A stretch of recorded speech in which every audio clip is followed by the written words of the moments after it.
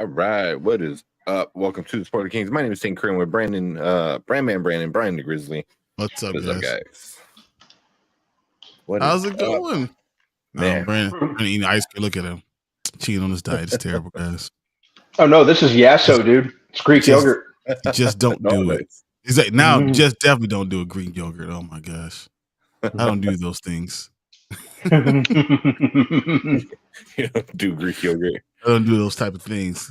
We already got Preston in chat. What is up, Preston? And then we got who else? Mama Bear Art Dow. What is up? I think it's the first time seeing you here, so appreciate you coming in, saying hi, stopping by. Preston. So hey, Preston. give us one good. You don't need to do it right now. Just think about it. But sometime in a little bit, burn, watch, keep, or what do we keep, watch, burn? Keep, watch, burn. Yeah. Yeah. Think of a good one and give us one because we kind of like doing that last time. That was a fun. Yeah, it was a fun one. But what's up, man? How you guys doing? How's your week so far? Well, it's almost Friday. Can't complain. I forget about Friday. It don't matter. I'm just counting down to watch Ahsoka. That's it. That's all I'm doing. Nothing else matters. I'm just like, how many days? This is my kid's first day of school. I'm more talking about Ahsoka. Say, hey, bye, kids. Don't worry about it. Have a good day. Get out the house. Yeah, that's definitely my plans for that Wednesday. Yeah, I don't got much else going on. Speaking of, we did have a comment from that. Where'd it go? I know I just saw it. So somebody who leaves comments on our channels is a lot. The Vampire Priest. I think he had said he was over Star Wars. Like, I'm done. That's it. Yeah. I'm over it. And he left a comment on our last trailers reaction. And he said, well, I hope you gentlemen are happy. I'm going to see the first episode of Ahsoka. I think it was one of your previous videos and even this one that has convinced me to do so. So, and he wrote some other stuff too. So it's good. That's great. At least he's given it a fair shot. Yeah. If there's one Star Wars thing, it's this one, right?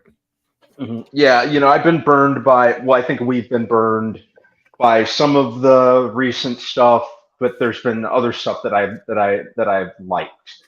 Mm-hmm. So that'll kind of keep me invested. For every for every Last Jedi, there's a good season of The Mandalorian, or I enjoyed what they did with Obi-Wan. Clone Wars is as I progressively catch up more and more on that, I absolutely love that. So I'll give anything. I loved Rogue One. I'll give anything Star Wars a fair shot. Yeah.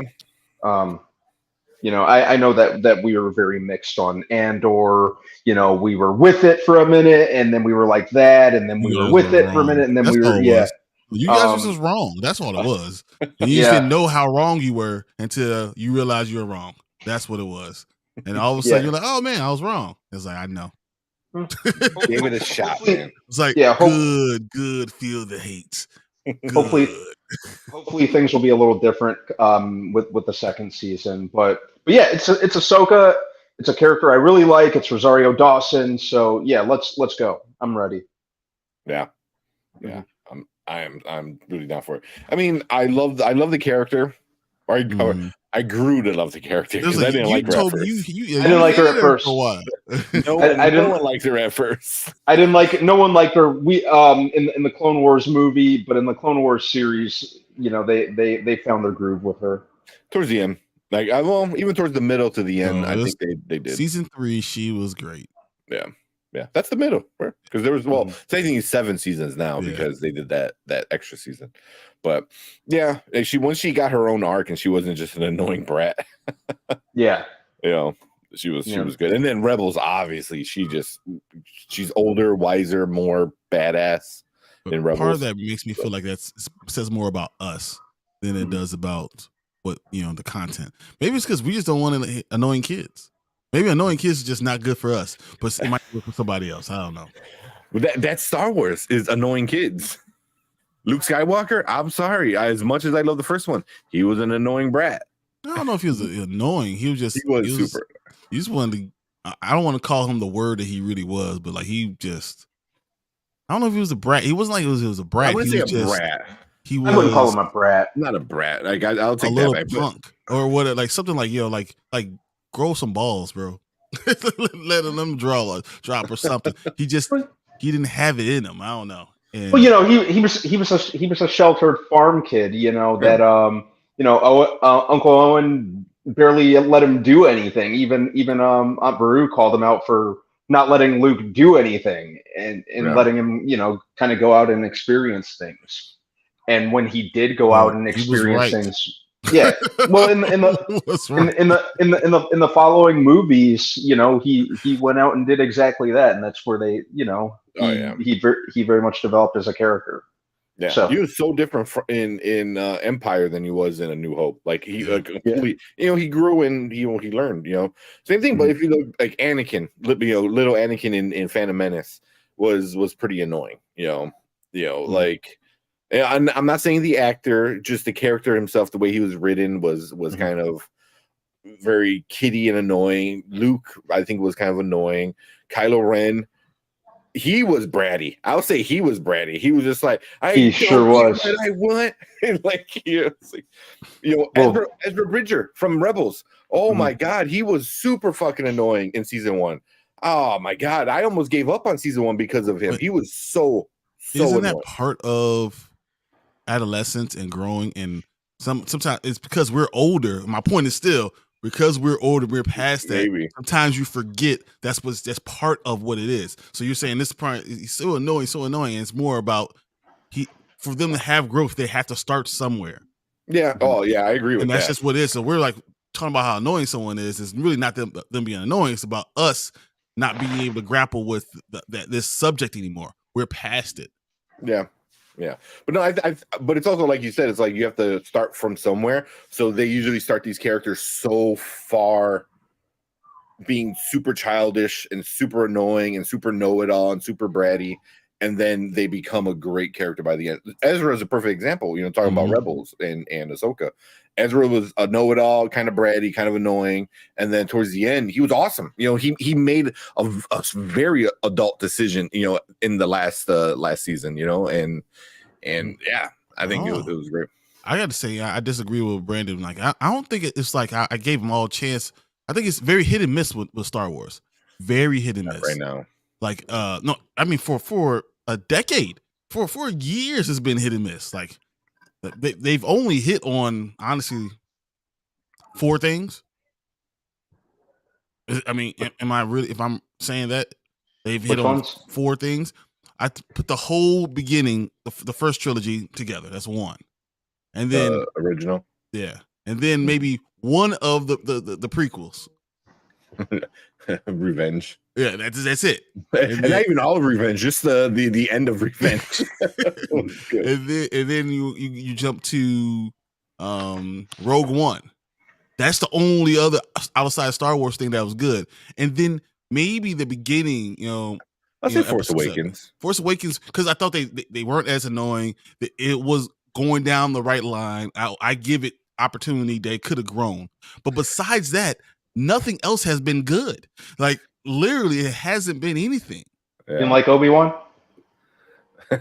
I like it more than a lot of other people do. You don't like Mandalorian?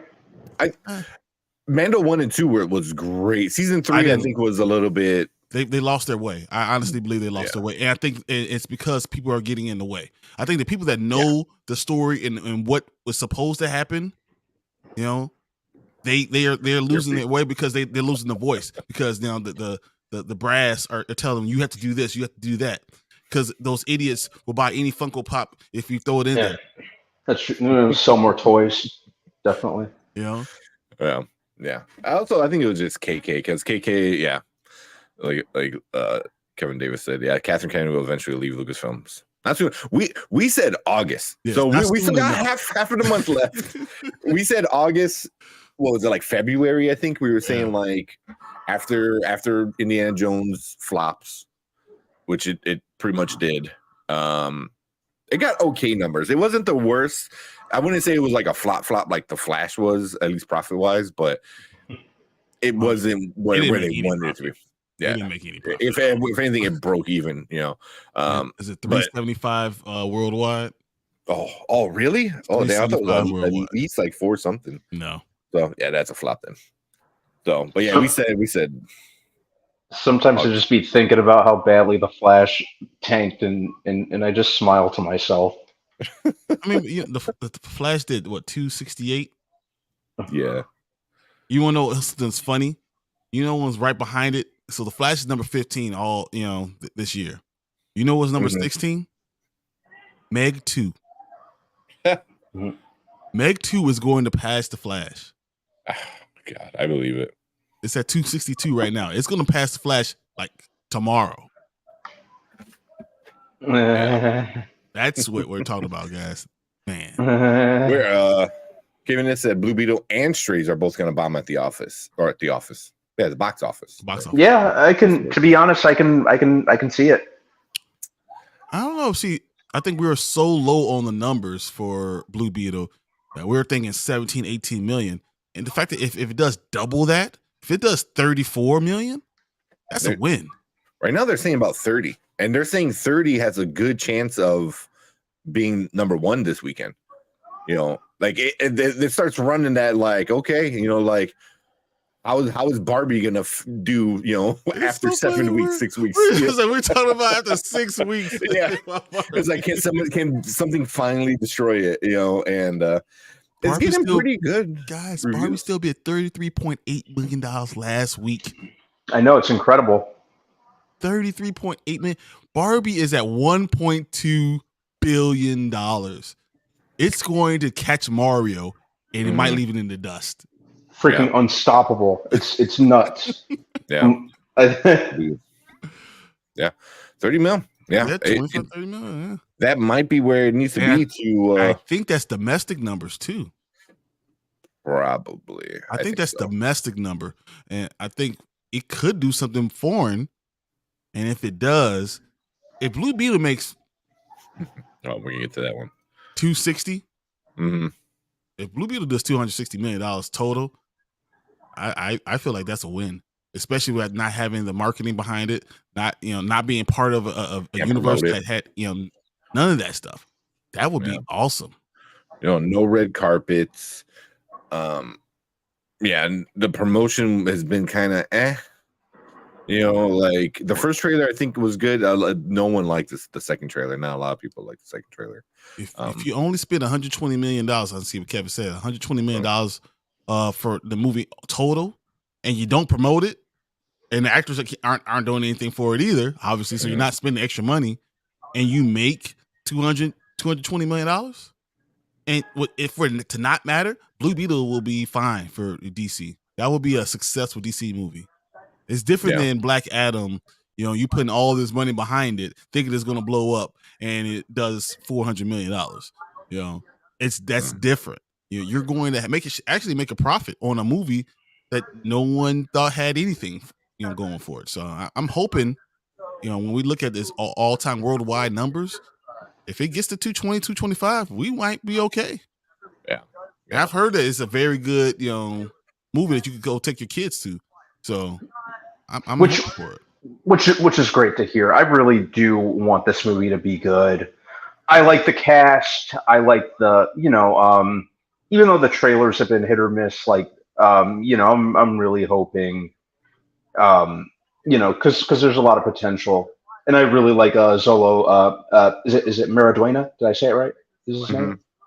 Yeah, like he was the obvious choice, just going by Cobra Kai to play Jaime Reyes. So, I want to see this be good. I want to see him be a part of this rebooted DC universe. I'm just hoping it gets enough appreciation, especially if it's really as good as the critics are saying it is. I want this. Even though this is we basically seen the last of the Snyderverse after this year. You know, I want to see this be a part of the rebooted universe. Yeah. If it's really as good as everyone's saying it is. The Blue Beetle has so much potential as a character. Yeah, you can do a whole story arc with him as the main center, and then everyone else is around it. I think it'd be good. Yep. Yeah. You know, and that sets the stage for, you know, like, you know, if I had my way in this rebooted DC universe, I want to see, you know, like Young Justice and other characters like that. You know, there's a great wealth of content that they could do, you know, and it's a shame that, you know, the boat's been rocked so much, and you know, it just DC just hasn't hit its groove and reached its full potential yet, and I'm hoping it finally does, because there's more than enough content for it. Yeah. You know, DC hit his groove. Oh, now pause. You're doing way too much. Why not? Why? Because it's never hit his groove. We're talking about 4 decades of this. Let's pause That on doesn't- that. Let's just that worry doesn't- about him that- starting off with Superman Legacy being okay. You know, That doesn't let's mean just that focus on doesn't that. that doesn't mean it can't eventually hit its groove. Yeah, but you're talking about it in the wrong place, in a place where right now it doesn't matter. Why You know, am so I? Let's focus, because you are. That being so real. Let's focus on right now, the 2025 Superman Legacy. If he gets off on the right foot, this Mhm. could change everything. But nothing that's going to be done today is going I to be can't- anything for the foundation. It I doesn't can't- roll over that way. That's not I how it can't- works. I can't have hopes and dreams for a great DC universe. You can have hopes and dreams, but it doesn't have anything to do with this today. Why not? But Because Blue it Beetle doesn't. is Because they already said going it to be doesn't in matter. the DCU. He said it doesn't matter. It doesn't. He said he's going to be in it, but this movie won't be canon, so it won't matter. Like, you know, they've already told you that. That's why we're having all this people How not going. I'm to looking at support it is Let me have my movie is gonna dreams be- for a great yeah. DC universe. Well, this movie This is going to has be nothing to do what's- with the universe. But Why? But hold on. But it could. Spider-Man coming into the MCU, right? Didn't need an intro because we had all the other intros. So it's like, so Well, the or MCU Spider-Man never didn't made need a it. Spider-Man origins movie, but we already knew about it. But You know what I Spider-Man mean? is also the highest grossing superhero movie of all Yeah, time. I'm not talking It's about the grossing. highest I'm not talking about that. It's like, superhero content. but now Like, he can at least point to like, hey, you saw that other movie. Like, that's a good origin. We don't need to rehash Yeah. that, it won't you be know? the origin. story, though. Yeah, which I love. They didn't Because talk down to they're the not going to tell an origin. yeah. They They're not didn't going talk to. down to the audience. You know, But we didn't. Oh, I'm sorry, Brian. No, so like Uh, what we're stating is that this is like the beginning of DCU, and it's not. Is my point. And this could be good, and some by some great surprise, you know, we could have Aquaman be good and have nothing to do with going forward.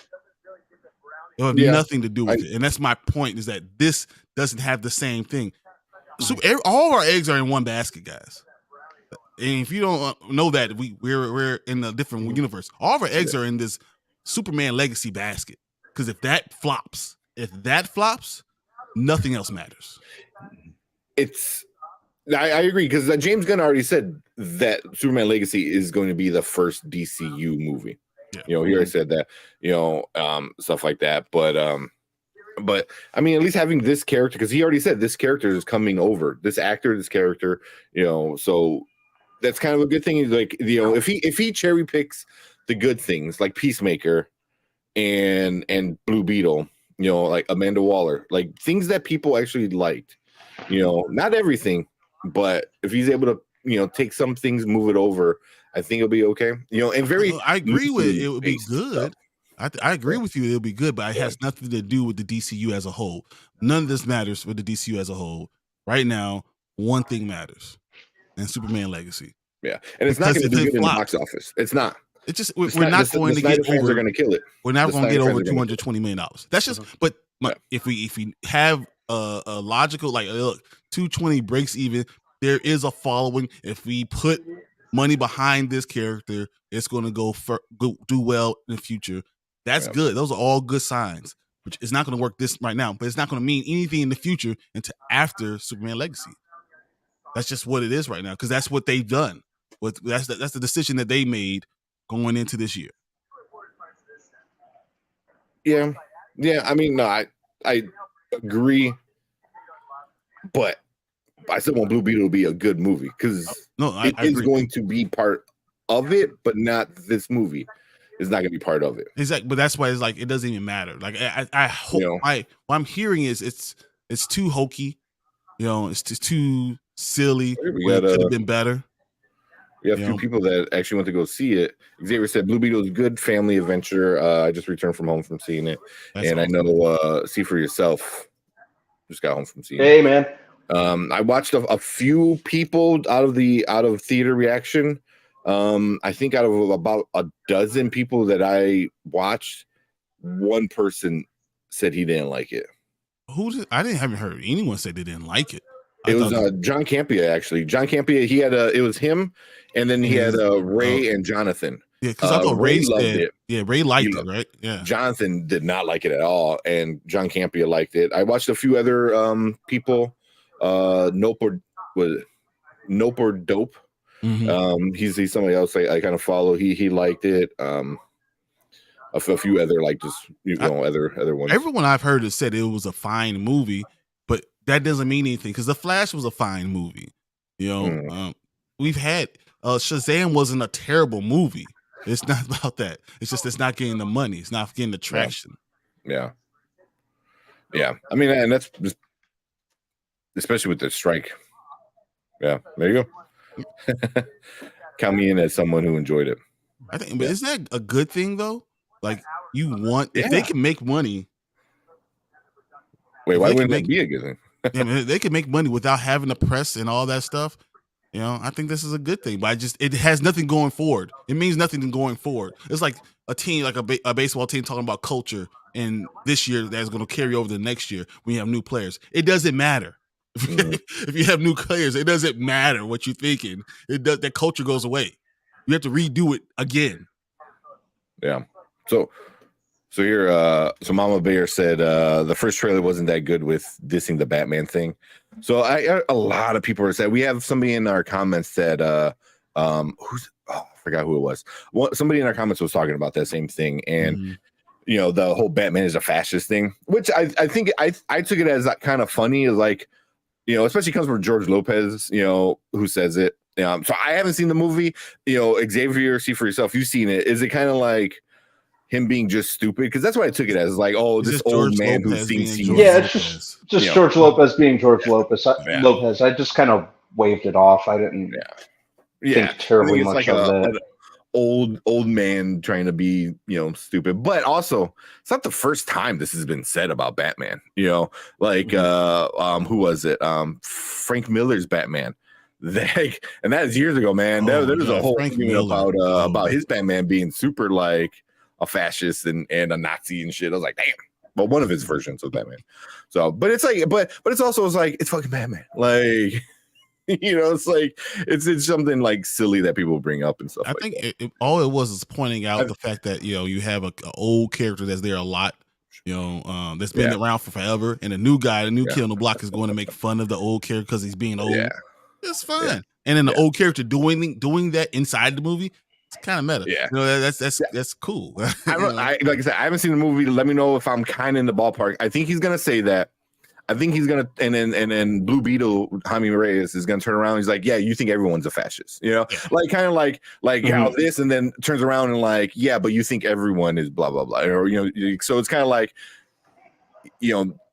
what you say is like, kind of like worthless because you say everything about this, So I don't know. It seems. But I wouldn't be surprised. They don't even say anything about it. Yeah. Like he says it, and they just go to the next scene because it's George Lopez. Because it being George Lopez, you don't have to even say anything about it. It's George Lopez. It's like he's a comedian. He's goofy. He even looks goofy in the trailer. He looks like an old Hispanic guy from like the 80s into the 90s. Just the way he's like the way he looks in the setup. But Professor Film Fan said a few political channels were whining about that. Oh my god, they made like a month's worth of content off of that one line in that trailer. out of context. You know, I'm sure it's a goofy thing, like you said. I have no problem with any of the trailers for that in the trailer. I have a problem with the grandmother grabbing the machine gun. That's what I had the problem with. But besides everything else, the one of the out of the reaction ones I watched or out of theater reactions said the same thing. He didn't like that. He said it was stupid, but in the context of the scene and by the time it gets to that part, you're like, it's funny. I get it. It's cool. You know, and it wasn't like a weird, stupid like thing where grandma just grabbed the gun. You're like, oh, okay. You know, so he said, I'm still gonna see for myself because I hated that in the trailer. Yeah. I hated that. I hated that more than the stupid Batman is a fascist, because the Batman is a fascist. I was kind of like, I just waved off the Batman is a fascist thing. I didn't mind it. I didn't even think very much of it, to be honest. The grandma grabbing the machine gun just didn't mesh as well with the rest of the trailer. It just kind of seemed way out of left field. I do kind of get that criticism. The Batman one, I didn't. I was like, oh, okay, whatever. Typical George Lopez. Yeah. I mean, this is what this movie is going to be. It's going to be fun. And it's not going to take itself too seriously. And as long as we go in knowing that, we should be fine. Yeah. Mm-hmm. Yeah. I can see him also saying like Batman's a fascist, Superman's an immigrant. You know, like something stupid like that. You know, like something like those stupid tropey things. You know, I agree. See for itself. I don't know why Brandon's always folding clothes. What? Like, why are you said they're folding clothes? He so many shirts. Every time he puts one on, he like hulks out. he's not even. It's actually the same shirt. He just put it in the dryer over and over again to make it tighter. That's what he's really doing. That's all it is. I believe Channel's making a month off of that line. I've seen more for less. So they flash a thing and then they're like, oh my god. Is that Brie Larson, man? Like other channels, like they still make content about it. Yeah, if it's a slow work week, a slow news week, let's bring Brie Larson back in here. I don't know what she did or said or did years back to like piss people off, but whatever it was must have been something major. Like, holy crap. The whole thing, like she wanted women only to interview her or something like that. And I thought she was just calling for more like diversity or something more women like that in movies. And like everyone, you know, it's not like she said, I hate white men. You know, and that's what it seemed like. People were twisting it around like she said when, you know. I don't think it mattered at all. And, she said it and I was like, okay. I was the same way, and then it just seemed like really. I was like, "Whoa!" Just for that, people are getting mad. No, not people. Not but people. I'm biased because you know how I feel about Brie Larson. I know you do. I can leave her or take her. She's okay, you know. Yeah, but she's not like the greatest. I liked her as Captain Marvel. I was like, okay, you know, could some of you have done better? Yeah, could some of you have done worse? Maybe. Yeah, she was fine as Captain Marvel, but they could have changed the entire story. I would have been fine with it. I really don't care. Yeah, you know, I don't think she was necessarily the problem with Captain Marvel. Even though I find the movie entertaining enough, you know, it could have been definitely better written. You know, the character could be improved. But if you've seen movies like Room or Short Term 12. I feel like you'd know she was not the problem. No, Room was great. Let's see for yourself. That's funny. Which one? But that's what that means. If you don't, you know, diversity is code for eliminate white contributions to life. Life as we know it. Yeah. Oh man, I feel like it works for males too. Honestly, like if you have a female character, then all of a sudden. It's like we gotta get rid of all the male characters. That's what because we have a female character. No, it's okay to have a female character. You know, I don't think it matters either way. Like you should be fine with having female characters along with male characters. They should complement each other. But you don't want a universe that has all male characters. You don't want a universe that has all female characters. But if it's representation of everybody, then who cares? Yeah. Yeah. Oh God, I can't wait. Mama Bear said, I'm not a fan of the character. For me, Carol is the lead into Rogue, which, oh man, I would love for them to do that in it. I don't know if they're going to. That's actually a really good point. I like that idea. I would be good with it just because Rogue has just been done so dirty in live action. Mm-hmm. Yeah, big time. She just didn't do anything in the Fox X-Men movies except for in the the Rogue cut of Days of Future Past. She did a little more, but that movie was a waste. That series was a wasted opportunity with a lot of characters, but like they just did Rogue so dirty. I think that X-Men didn't know they had to focus on one thing, and they just chose Logan to be the one thing they focus on. So it is what it is. I would say Rogue was one of the not good castings. Yeah, and that's no diss to Anna Paquin, who's a very capable actress, but it's like, what was Bryan Singer doing with some of the casting? Some of the casting range from perfect to that's okay to what the hell are you doing? Yeah, it's hard when you're doing ensembles to nail everything. So that's why I always give a pass to those ensemble type things. Mm-hmm. But that's why I'm worried about this Fantastic Four casting, because once you're doing ensemble, if you could cast 2 of these people great and the other 2 just be mid, and the whole thing doesn't work. Mm-hmm. Mm-hmm. And it depends more on writing than it does on anything else. I'm looking at some of these. This is GameRant.com. 8 actors who could play a perfect MCU Rogue, and I think I disagree with 7. What are their names? What was it? Was it? Brandon, you are folding more muscle shirts, huh? I mean, it's just sure. Someone said that. Yes, you're part of the conversation, man. This is Preston. Okay. There you go. Yeah.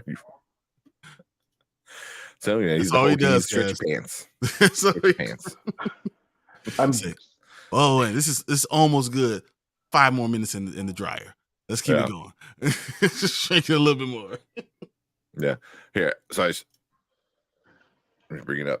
So this is just the first article that popped up.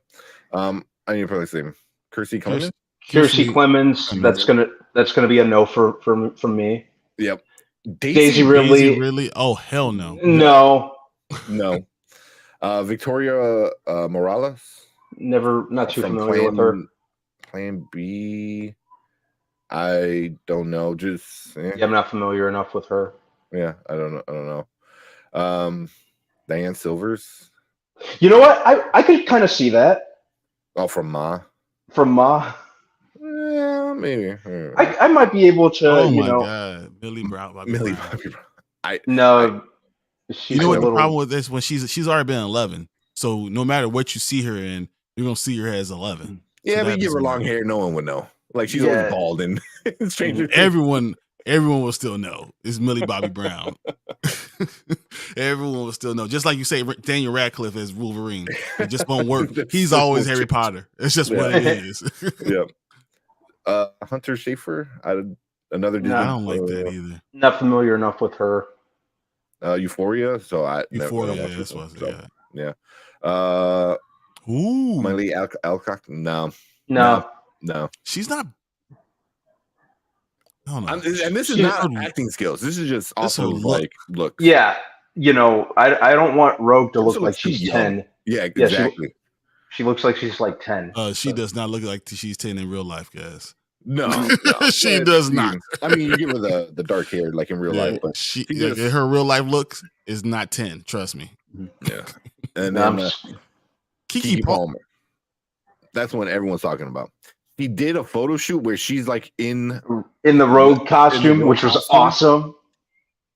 She looks. Yeah, I know Chillmonger might come in here and like lose his mind, like race swapping. But I wouldn't mind Keke Palmer. But I think you can find somebody better. I don't like that at all. That's not Rogue. She's not Rogue, and she's a mom now. Like no, that's not. Mom. That doesn't make sense. Rogue, for who she is and how old she is.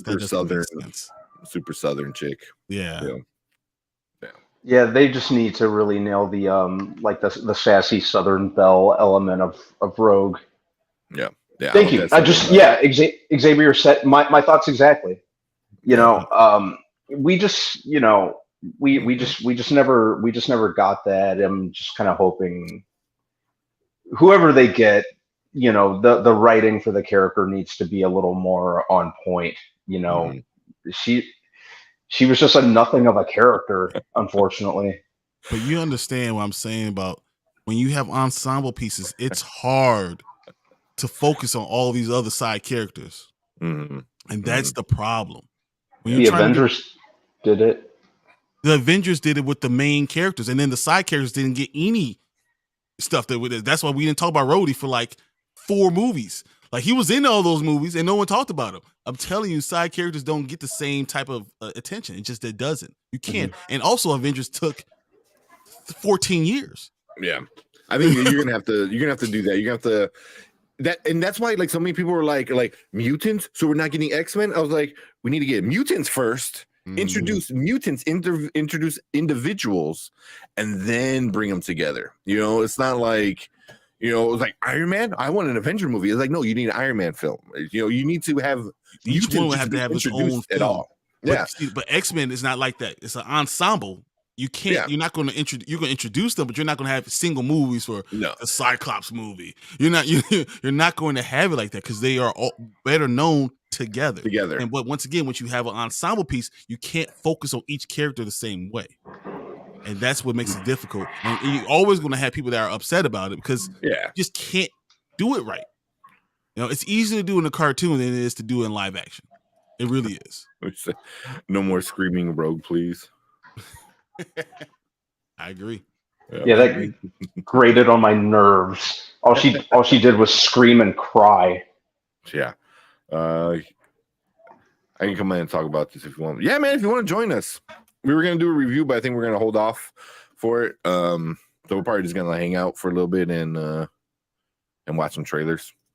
And let me get that set up. I know I've been talking to See For Yourself, trying to get him on. So I was like, hey, you want to come in and hang out? I agree with Rogue needs to be a badass, like a real badass. You know what I'm saying? Like you can't have the whining.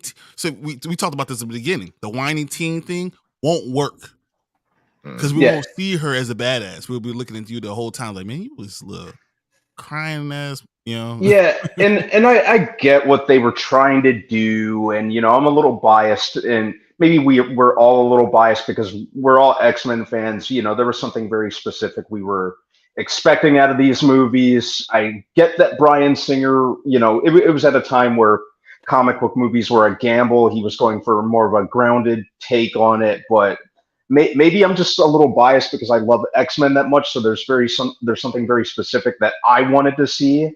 And was let down when I didn't. But over time, especially around the time Days of Future Past came out, it was Bryan Singer's kind of responsibility to kind of lean more into the comic booky aspects of the content, especially with the characters. But Rogue was it's writing, so it's now so you're writing. You don't want to go into Eternals type of thing where each one gets a little bit of we're gonna give you a little piece of who they are, and then it's so many pieces that you're looking at the end, you're like, okay, what the hell did I even know? What did I who's what when that happened?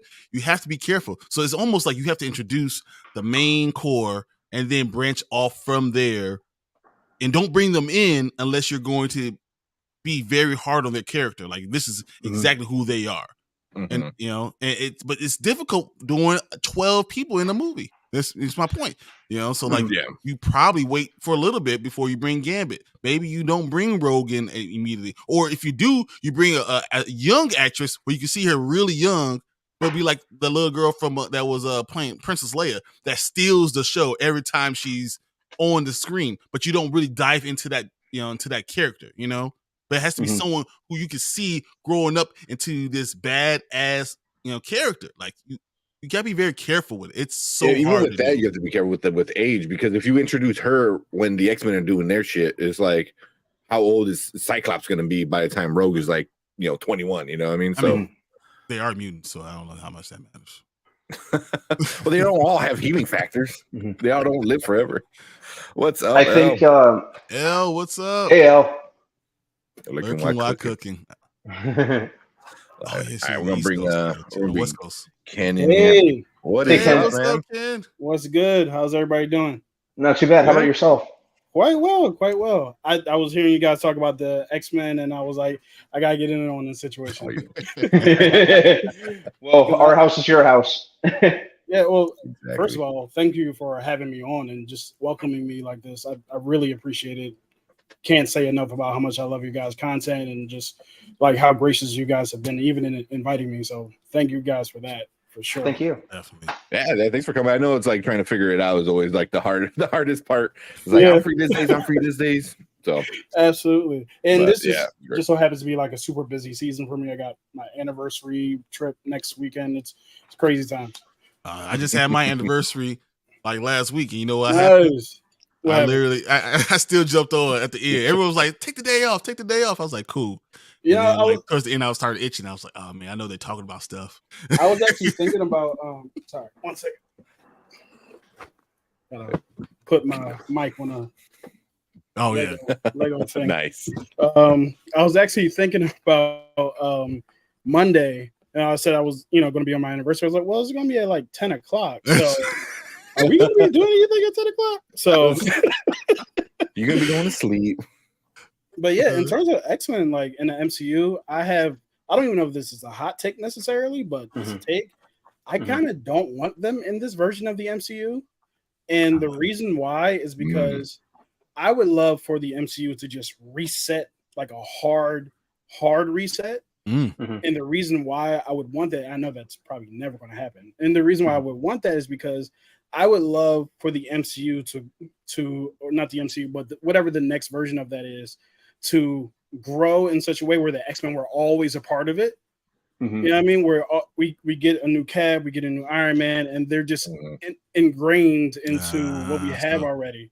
You know what I mean? So we don't have to like. So wait, how are they going to bring them in? Well, they were always here. It was like, well, were they though? It was like, where were they when this? And the same question when Eternals came out was, well, where were they? And then it was like, they told us not to do it, so we didn't do it. Did none of y'all disappear? We was here. It was that kind of. We're thing watching, just twiddling our thumbs. Right. Exactly. So, I would love, and like I said, I know this is very unlikely to happen, especially with a lot of the new actors that just came on, like. Shang-Chi, and he's not the actor, but Simu Liu and Iman Vellani and all of them who I really enjoy. They're not going to cut their contracts just to start over. I wouldn't believe, because they're already really good in their roles. But yeah, it just is unfortunate that we'll never get to see Cyclops. You know what it is? Captain America. He wants X-Men in Civil War. That's what he really wants. Oh, he wants to see a Civil War movie. Absolutely. Now, I don't need them to rehash the same stories and do it again, but there's so many different stories you could tell. Just with the situation. Like, let's say that I don't know if I want them to do this because we've seen it enough. Let's say that they do Phoenix again, right? How much better could it be with the Avengers having to deal with that too, and stuff like that, and be like, hey, can y'all keep y'all X-Men stuff over there? Because y'all keep invading like New York, keep it in Westchester, keep it in the Savage Land. So it's like it's all this other stuff that I think there's like a huge opportunity for them to do. Besides the fact, I already mentioned this, but how are you going to integrate with them in a way that doesn't cause a million questions by fans, other than an incursion, maybe? But that's actually a really good point. Going down to the battle world is what's going to happen for X-Men. That's what's going to end up happening. They're going to be the ones that are there. So as we branch out, this is going to be their chance to have a soft reboot and bring X-Men in. So that's why I think this entire phase is we're not going to have X-Men. They're planting the seeds of mutants. They're going to introduce the Fantastic Four, and then they're going to use the Fantastic Four by saying they're intergalactic, and then they're coming back to Earth. So they were already off Earth. That's why they weren't around for all these things. Right. Which I actually like. And then they're gonna have Battle World and all the stuff, and then they could branch off from this new. They can use that as Flashpoint type of thing. you know, Yeah. and they could bring everything back in, and we could start using X-Men like they were always here. That's I think that's how they're gonna do it. Which is an idea that I like, because there's a lot of time where the X-Men, not the X-Men, where the Fantastic Four just aren't around. Yeah. So it kind of fits. Like they're just like in some other dimension, making dimensions and stuff like that. It's a bunch of stuff that they probably shouldn't be messing with. But yeah, so that's like par for the course for them. So that makes sense. For the X-Men to come, because here's the other reason why I don't like the idea just of ingraining them so late in the game. Mm-hmm. A big thing about the X-Men is the discrimination that they go through. Mm-hmm. It's going to be very hard for me to believe that people are going to be discriminatory towards the X-Men when they've been watching the Avengers do things forever. Because a lot of things after about seeing the mutants specifically, because they don't. What about Wakanda? See how the world is turning on Wakanda, and Namor specifically with those type of things, and knowing that he's a mutant, and it's almost like they're putting seeds in with those type of things, you know, and that's what's going to kind of say turn the world on this hate. You know, even when we even talk about what happened in Secret Invasion, which was a terrible thing. I don't even want to bring that word up anymore. But what they did at the end, they still turned everyone against the Skrulls, and they're turning everyone against powerful people. And I think that it's in their mind that they're planting seeds for how they're going to bring the X-Men in. That's actually a really good point. I think that's dope. I would accept that. I wouldn't fight too much against that. I think the difference is, which was always weird in the comics anyway, that people were specifically discriminatory against mutants. When how can you tell if Spider-Man's a mutant or not? Like it's a very strange dance that they do. Maybe it's because they all call themselves X-Men or X-Force or X something. Maybe that's the thing how you can tell. But other than that, it's kind of like all these people have powers. Why are you targeting these people?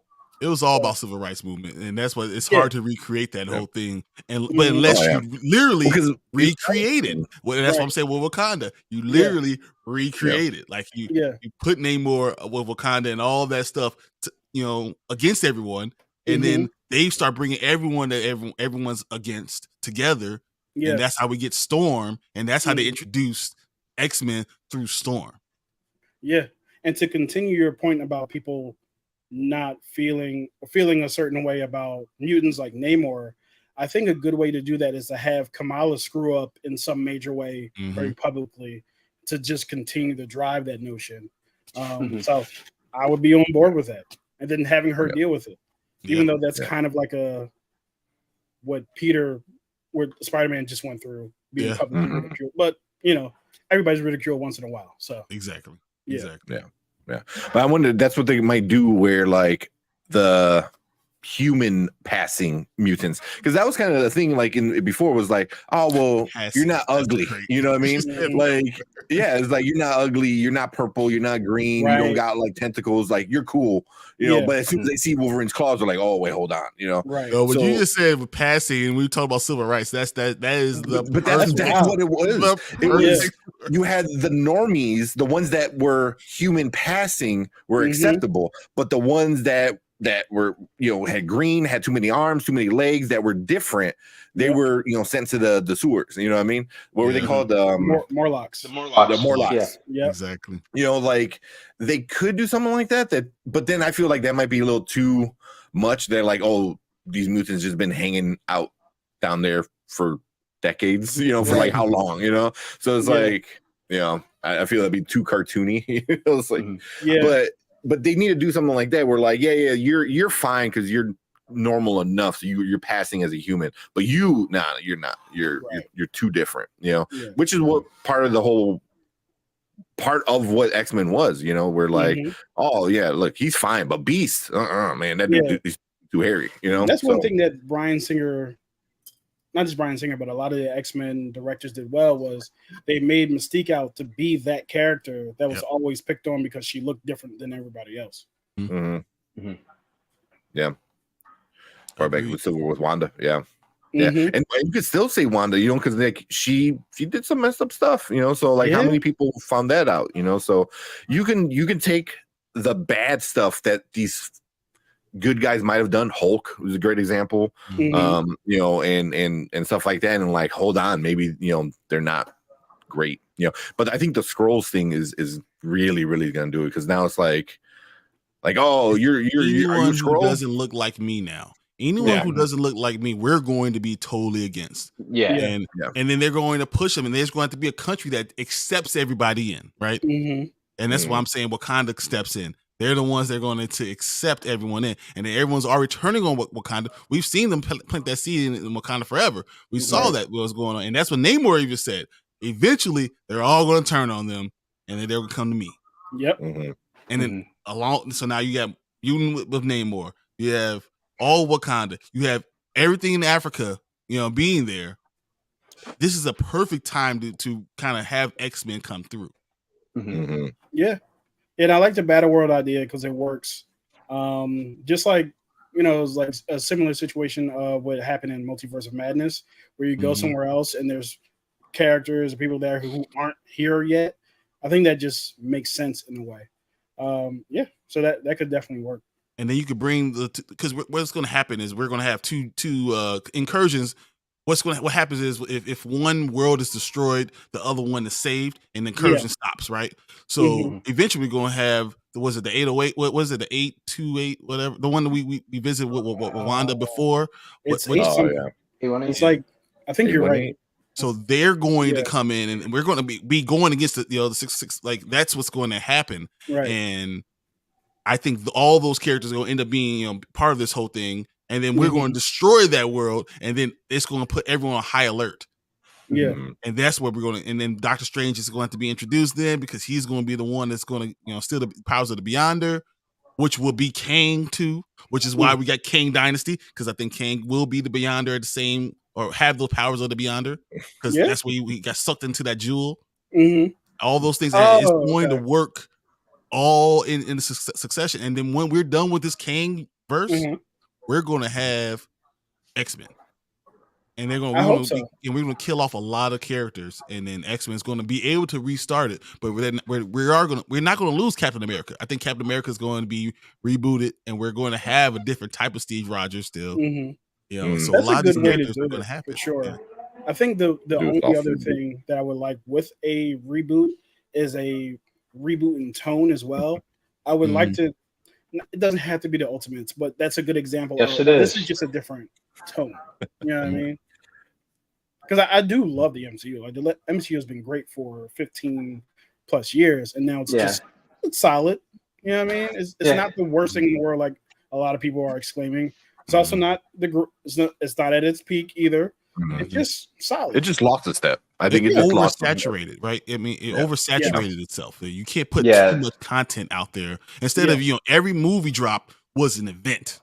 You know, we're gonna get it in May, we're gonna get it in July, we're gonna get it in November. These three are going to be the big things. And instead of doing that, they said every other month we're gonna drop you something. And now it's no longer a big thing. And that's why they're not getting the numbers in the movie theaters and any of those things. Yeah, I actually have a video coming out about that, about just it's called State of the Franchise MCU, and a lot of it has to do with why the MCU feels the way it feels right now. And you just mentioned it, which is the oversaturation of it. I have, like, so my dad is 60, right? He saw all the movies. He's not going to go to Disney Plus and watch a 12 episode series to find out who this person is just to go watch the movie. And I think, like, me and you and like us, we are going to YouTube to do the theories and read up on the thing and theorize. I don't think a lot of people understand how much the general public literally funds these movies. Those are the people who are making it $1 billion. There's only so many comic book fans in the world, right? So we don't have $1 billion. It's everybody else who's like, oh, that looks interesting. Let me go see it. Who's this? You know what I mean? They're not coming to Disney Plus to find out who Kamala Khan is just to go watch this movie. They're gonna meet her for the first time in the theater, and that's why I think that separation of concerns was such a bad misstep. Although I'm not gonna like, I was all for it in the beginning because they had, like, it's a pandemic. We had to figure out. I was ready to take whatever they gave me, but the execution of it left a lot to be desired. Yeah, but I mean that's not out of the normal though. It's like when it's at its peak, you're like, oh man, I want more. Give me more, and then they give you more, and then you're like, wait, hold on, like that's too much. Maybe I don't need a steak every day. You know, it's like because Yeah. after 30 days, you feel like a little icky. But yeah, I mean that's how it was. It was like, oh, this is peak. It was great. I cried at the end of Infinity War or Endgame. So it was like I want more, and then they give you more, and you're like. Maybe a little bit less. And it started off good though too with WandaVision, Loki. What was the other one? Falcon Winter Soldier. I thought was really good. But Falcon Winter Soldier is when you started to feel it, mostly because of the pandemic and what was going on in the real world. Which I think you're right. Gave it a pass, but then sorry, coming out. Go ahead, Brandon. No. I think that's when the mild fatigue kind of started to kind of sink in. It's there was some like solid enough material. Like Shang-Chi was awesome, I thought. And then Eternals came out, which was like the one that really was like everyone was kind of like there was more of a mixed like kind of reaction to it. What's up, Tony? What's up, Tony? And then obviously Spider-Man No Way Home was great. It was fan service done very, very right. Right. And then kind of this everything that kind of followed was kind of all over the place. Well, Eternals, I always feel like I said it's an ensemble piece, right? And when you have introduced too many characters at the same time, you lose focus of what you're doing. You're giving this a little part and this a little part and this a little part, and at the end you're like, who the hell are all these people? See, I'm gonna disagree with you there slightly. Okay. Because we saw the same thing with Guardians. There was 6 new characters, and then also the ancillary characters surrounding them, and it worked really well. I don't think that the amount of characters is the issue, because every movie that we watch, we're meeting a ton of new characters, right? When we go to Wakanda, it's M'Baku and Shuri and Okoye and Ayo. Like, it's all these people who we've never on screen met before. But it's based on just one person, though. So, like, and that's the thing. You have one hero and one bad guy, and that's the center of everything. Same thing with Guardians. It was just this core people, and everyone else is revolving around this core. Right. The problem with Eternals was it wasn't one of those. This is the core. It was this is an important person. This is an important person. This is an important person. This is an important person. And Icarus might be most important, but we only put him on for 15 minutes. You know, like sometimes you lose focus with all that, and it's hard. And that's my worry about X-Men. You need to do it the right way. You can't just throw everyone at you. At the same time. So like right at the end, what you said was you're like, you introduce all the people and then you're like, who is this? I mean, that's the problem. X-Men, you don't need to even ask that question, who is that? You already know just from being a casual moviegoer from all the Fox X-Men stuff, like you're able to, the MCU is able to take advantage of that just because you know who Cyclops is, the Phoenix, Jean Grey, everyone knows Wolverine. So it's like, same thing why Marvel didn't need to introduce Spider-Man. You're just like, boom, here's Spider-Man. It's like, and everyone lost their mind.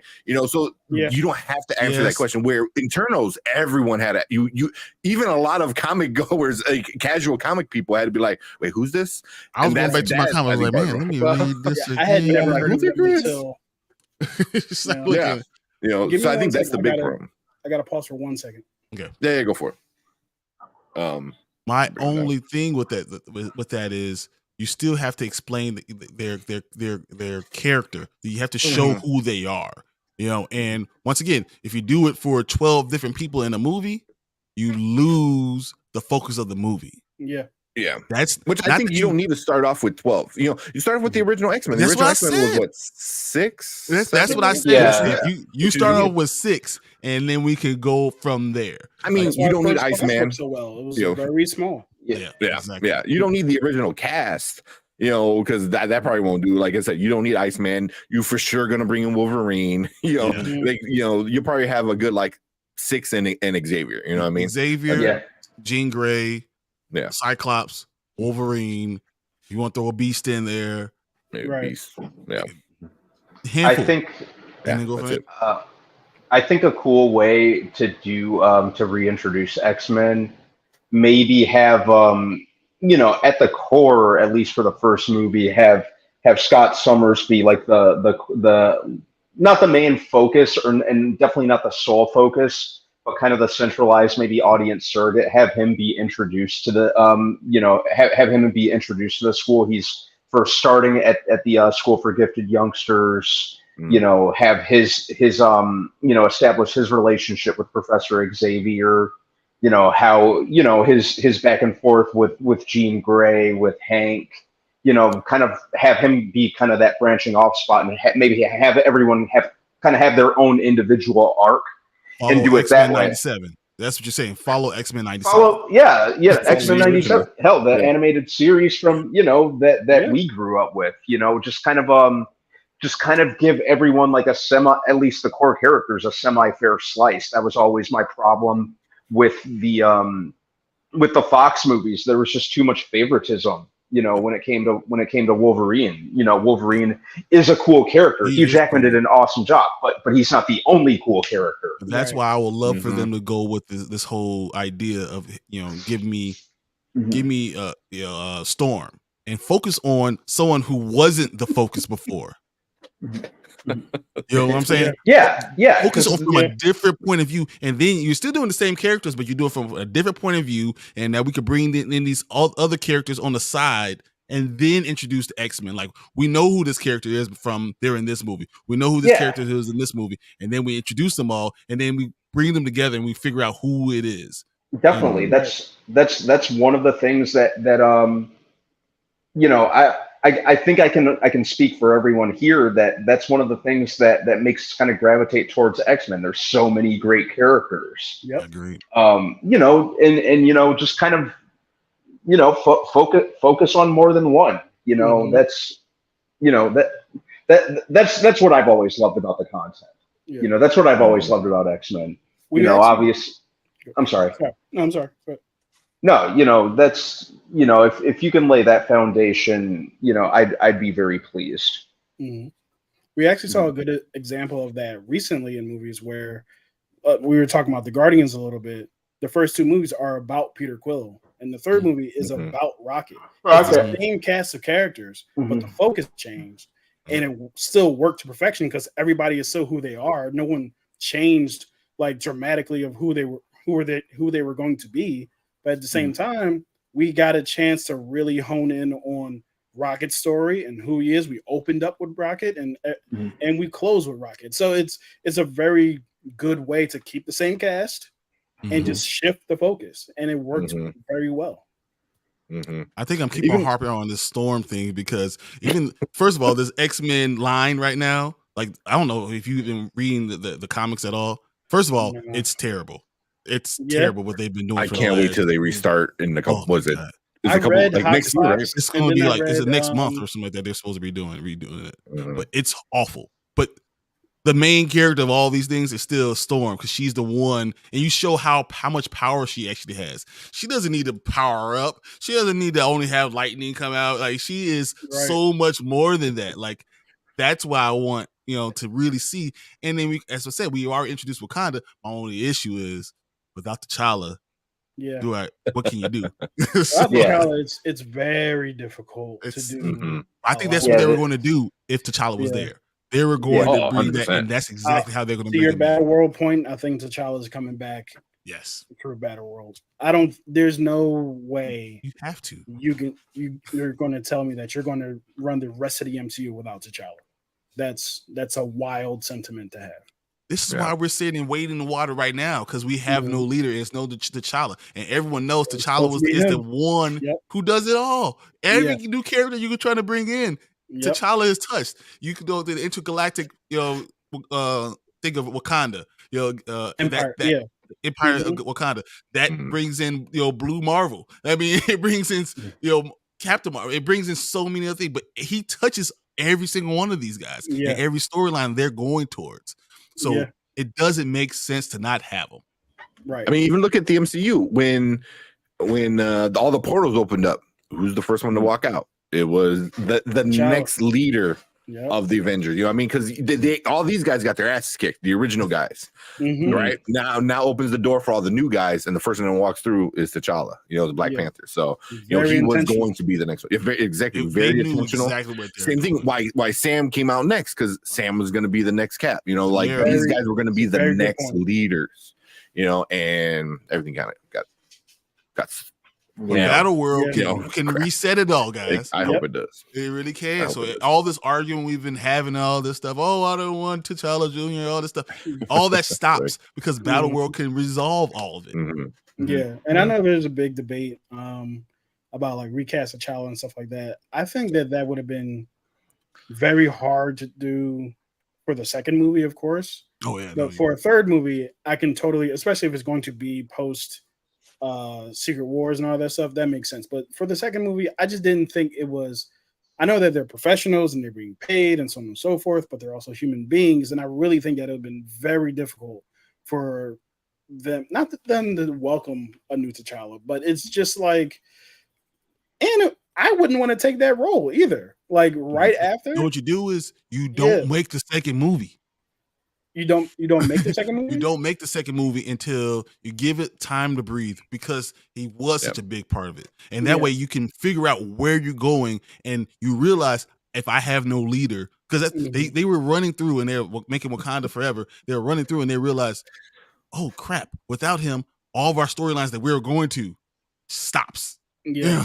And when they realized it, they were like, okay, that's why they threw T'Challa Jr. at the end of the movie, because we're going to need him regardless. That's what they tried to do. But if they would just gave it some time, let it breathe a little bit, because this was a shock to everyone. They could have figured out a way to bring him back and to honor it and still work, and work out. But in rushing it, because it's going to make $1 billion or close to $1 billion, because we're all going to go see it. Right. They're rushing it so much, and I don't want to say they profited off the death, because it's not even about that anymore. It's more about you didn't need to do it right then. If you could have let it breathe a little bit. Yeah. And I think that's one of the. I'm sorry, I didn't mean to cut you off, Tank. No. I was just gonna say, like, you could have done it and then send T'Challa to space. They're doing so much space stuff anyway. He's off world. He's on a mission. He'll be back. Intergalactic Empire of Wakanda. Yeah. Meanwhile, Shuri they're getting attacked. Namor's tearing shit up.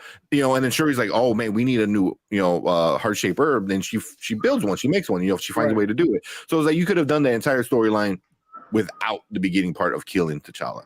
You know what I mean? And but I mean, other people are like, oh, you can't replace Chadwick. I'm like, yeah, I mean, you can't replace Chadwick, but can't replace a human being. But character is going to be there forever. T'Challa is going to be there forever. I mean, and you're still kind of doing that with little TJ. It's like you're bringing him in, and it's like, it's like, so now whoever, it's kind of like a cop out a little bit. It's like, well, he doesn't need to be that great because he's not the original. So if he sucks, you're like, well, he doesn't have to be that great. And if he's too great, it's like, oh, yeah, see, he filled in those shoes really well. It's like it's a win-win for these for the people who's like, don't recast because you got this. But I was like, it's different. It's not the problem same. was always that we never got to explore who he really was. Does everyone know that T'Challa's the top 10 smartest person in all the MCU? Like he taught Shuri everything that she knew. He built the lab that Shuri works in. Like none of the stuff was discussed because we only had him for an hour and a half of screen time. Like no one knows the depths of what he is. And he's turned down the Illuminati. There are definitely allusions to it for sure. Yeah, I think even like I rewatched the first Black Panther not too long ago. He was talking about how I improved on your design, when she was talking about replacing his suit. It was like, oh well, he designed that. He made that. Created all of that stuff. Yeah. Like he was a genius. And like literally when you look up who are the smartest in the MCU of all time, he's like 8. He's right there, right behind Hank Pym. Like that's what this guy is, So and because you haven't had that chance to flesh it out, that always bothers me. And then now you don't have that same storyline. So even if TJ does do all those things, it doesn't do it the same way. Yeah, Right. I agree. Yeah. I think that you just can't replace T'Challa. That's just not something. No one can fill his shoes, that character's shoes. Yeah. I know, like there are people who have taken over that mantle, and I'm all well and good with that. But at the end of the day, for Bruce comic Wayne books is Batman, yes. and Nightwing can step into that, and we'll enjoy that, and that's cool. But if it's not Bruce Wayne, at a certain point, you're like, hey, where's Bruce? Can we get Bruce back? Yeah, I mean, it's that kind of thing. I 100% agree with that. Like I was just reading about like the first I forgot what it was called. It was like the first ever Avengers assembled, but like back in the day, like long time ago, and it was like Odin was in there, and it was like the first Black Panther. You know, like it was that was the Jason Aaron run, right? Something like that. It was like Agamotto, like the guy who made the Eye of Agamotto. It was like these like all the legends that became things, you know, but they're the first ones, and they pretty much like stopped time invaders. You know, so if somebody tried to come to the past and screw shit up, like they were there in the past to make sure they wouldn't screw it up. You know, like it was like I think it was like Kid Thanos, Dr. Doom, Iron Man. Like they had stopped like all these like crazy stuff. I'm like, I wouldn't mind something like that because then you can like still throw in a Black Panther and the mantle and stuff like that, and you can see Odin. You know, I wouldn't mind side stories like that on Disney Plus. Yeah, I mean, I think that's where stuff like that belongs. You know, doing like the Kamala Khan, like you said, doing on there is silly. You know, like introducing characters. You know, like if you want to do what did work was the specials, both of them. Oh man, oh man, they're amazing. Yeah, great. Like stuff like that. You know, I think Marvel was feeling themselves a little too much, and you know, just some of the stuff that didn't, you know, we could have done without. You know, because as much as I enjoy some of the series, a lot of it was oversaturation, and you know, I was, you know, like case in point, Secret Invasion. You know, which could have been amazing. Well, we've talked more than enough about that in the past, so I'm not gonna dive down that rabbit hole. Yeah, but yeah, beat that dead horse. Like, the dead scroll. The specials are really where it's at. You know, Werewolf by Night was amazing. The Guardians holiday special. You know, like do like kind of pepper stuff here and there with in that capacity. The specials. Yeah. That's what they should have done with Wakanda Forever. They should have just called it Wakanda Forever, throw it on Disney Plus, and then give us little stories of people that we barely know, or even people we don't know. I want to know like a normal life of these people that live in Wakanda. They got they got vibranium in their clothes, and they just live like that. Like, what is that? Like, I want that. I want to know how that life is. You know what I mean? It's like every time we see them, they're under attack. Yeah, exactly. You know, so it's like, and I think Wakanda Forever was supposed to be a Disney Plus show, and I think it was supposed to be one just about Wakanda. It's called Wakanda. I think they could have done that, and instead of doing the movie, and at least give us around the Black Panther and stuff without directly, dealing with it. You know, that's why I was like, Disney Plus has its times and different ideas to be for the MCU. Introducing new characters is not it. You know, doing side things. You know, like, hey, here's some stories of people in Wakanda. You know, here's Ramonda. Is that what her name is? Ramonda. Like, here's a side story of her. You know what I mean? I don't know. You know, like that's a great idea. Because a special is much less of a commitment than a 6-episode series that's coming out weekly. As a matter of fact, I don't know who mentioned this. I know it wasn't me, but someone mentioned that, hey, if you would have just dropped all of this at once, like all those series, like just like a Netflix release, if you put all of Moon Knight out at one time, I think it would have been great. It would have been, it wouldn't have lasted for like 6 weeks of conversation. But I don't think it would need to either, because the next time you see him, you're like, oh, I remember that guy. It does, or just do a special. Like it doesn't have to be this long drawn out thing. I think She-Hulk should have been a special. Like that would have been. Well, because they only had 6 episodes of filler. Yeah, 2 actual episodes. No direction. I have no problem with Tatiana Maslany or. I love Tatiana Maslany. Like look no further than Orphan Black. You know. You know, I've never seen that, but it's an awesome show. Yeah, It's like she plays everything. Yeah, and that was a big draw for me as when I heard that she was playing She-Hulk. I'm like, yeah, this could be amazing. But yeah, like you said, the show just had no narrative direction. It was all over the place. It, would take several steps forward and then take several steps backward, and it was unfortunate. It was a disservice to her because she definitely had what it takes to like knock that role out of the park, and she was fine. She wasn't the problem. Just the show built around her wasn't the greatest. I would have loved, what was it, 12 episodes? 12 episodes of honestly serious court cases. Like the court cases that they had, I think there was one that was really good, but other than that, the other ones were kind of like a joke. And I would love to see her do some, because I like you said, Brandon, like I feel like it was a disservice to She-Hulk because whenever we see Daredevil in a courtroom, it's serious business in there. It's serious business, yeah. So I really feel like having She-Hulk go through something that was serious business would have been great to establish her as a worthy lawyer if they were to ever like match them against each other. I think they actually did in the show, but yeah, there could have been a lot more balance, with the comedic, because it was very tongue in cheek, like a lot of the She-Hulk comics are. But like you said, the legal aspect they could have, really kind of been a lot more serious with. It was more of a situational comedy, which there could have been more balance with the quirkier aspects. And let's not even talk about the Wrecking Crew and how they just wrecked that. Oh God. No pun intended.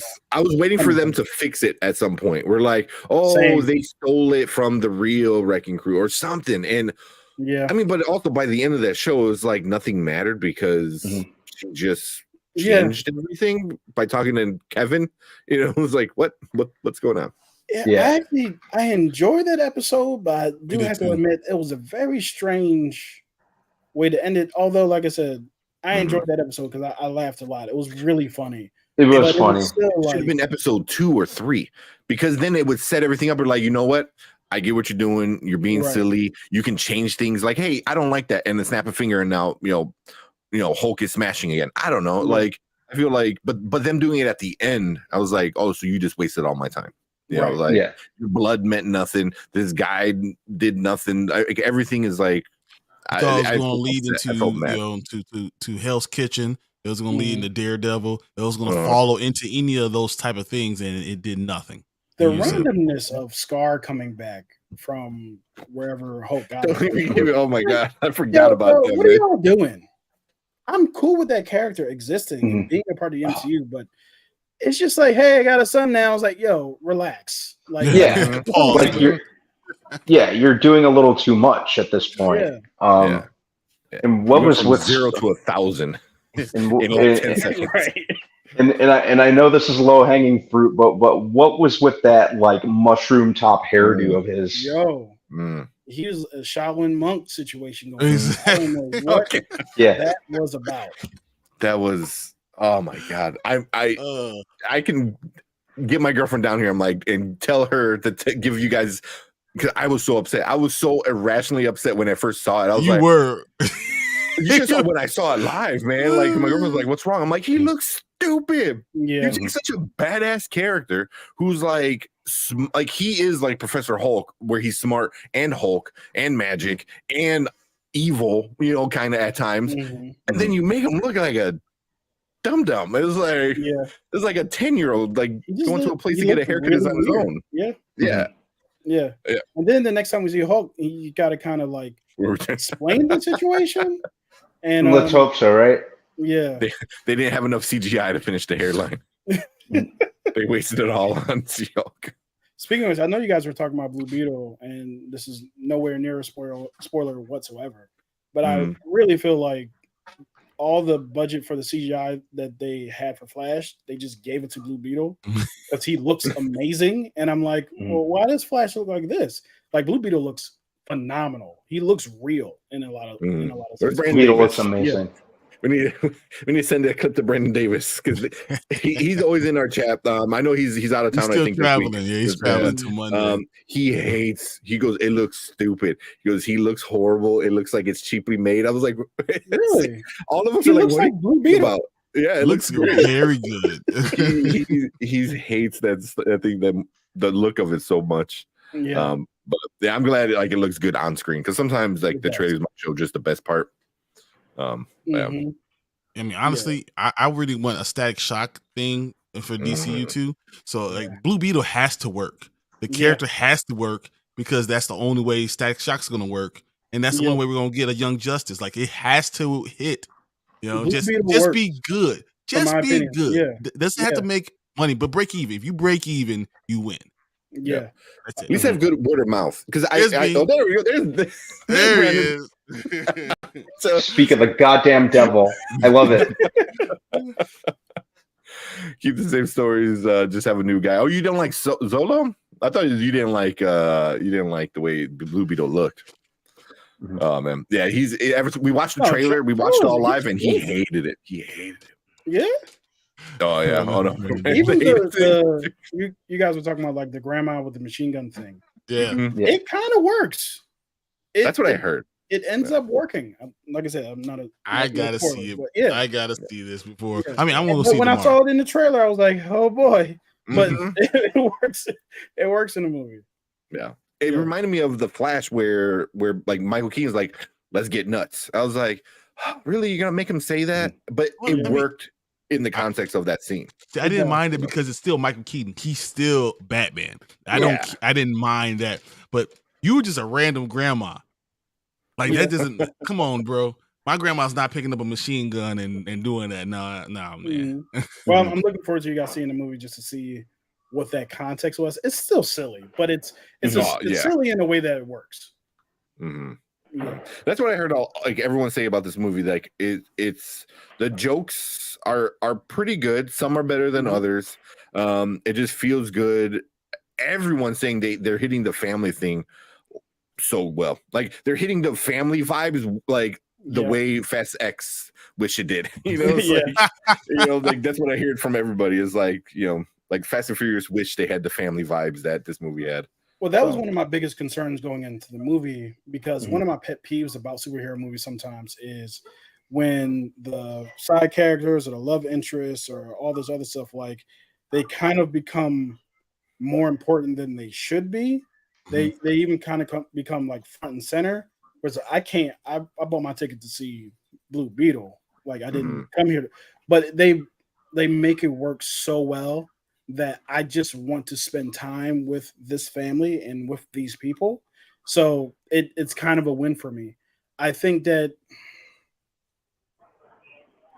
I don't want to. No, that's not a spoiler, but I think that one of the things that even with Shazam 2, one of the things that often happens when you have that kind of ensemble is, and Spider-Man as well, is that you often feel the need to keep this ensemble together so you don't get any stories outside of it. And that's one of my concerns. Even like, so take for example this the home trilogy of Spider-Man, like that's over, right? I know that they probably will, but I don't want them to go back to Ned and Zendaya. I want Spider-Man to be off doing something that has nothing to do with family or anything like that. The Chameleon popped up and kidnapped some girl, and he's got like a legit case that Spider-Man has to solve. Well, you know he's going to be the lead in Secret Wars. Oh, I don't believe that. I don't know if he's gonna be the leader. I don't. He's not the leader. He's the lead, focal point. Focal point. Yeah. You know, so you understand, like how Iron Man. Yeah, he's not the lead. He's the lead. He's not the leader. You don't think? Especially give him the black suit. You don't think Reed Richards will be the focal point? Well, they said I hope so. They said it's going to be Spider-Man is going to be the lead focal point for the movie. We're going to see it through his eyes. You know, like they're talking about Fantastic Four. Yeah, that Sue Storm is going to be. We're going to see it through her lens. She's going to be the main character. Cool with that. Not that she's the leader of Fantastic Four, but everything we're going to see is through her eyes. Yeah, that's what's going to be with Spider-Man.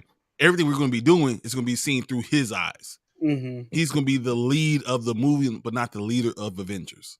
Gotcha. That makes sense because honestly, I love Sam Wilson, but I don't see him as the leader of the Avengers. I see him as in the Avengers for sure. He's worthy of that, but I don't see him as the guy. To He's lead the T'Challa replacement, guys. I can see Shang-Chi being more of a leader of the Avengers than Sam Wilson.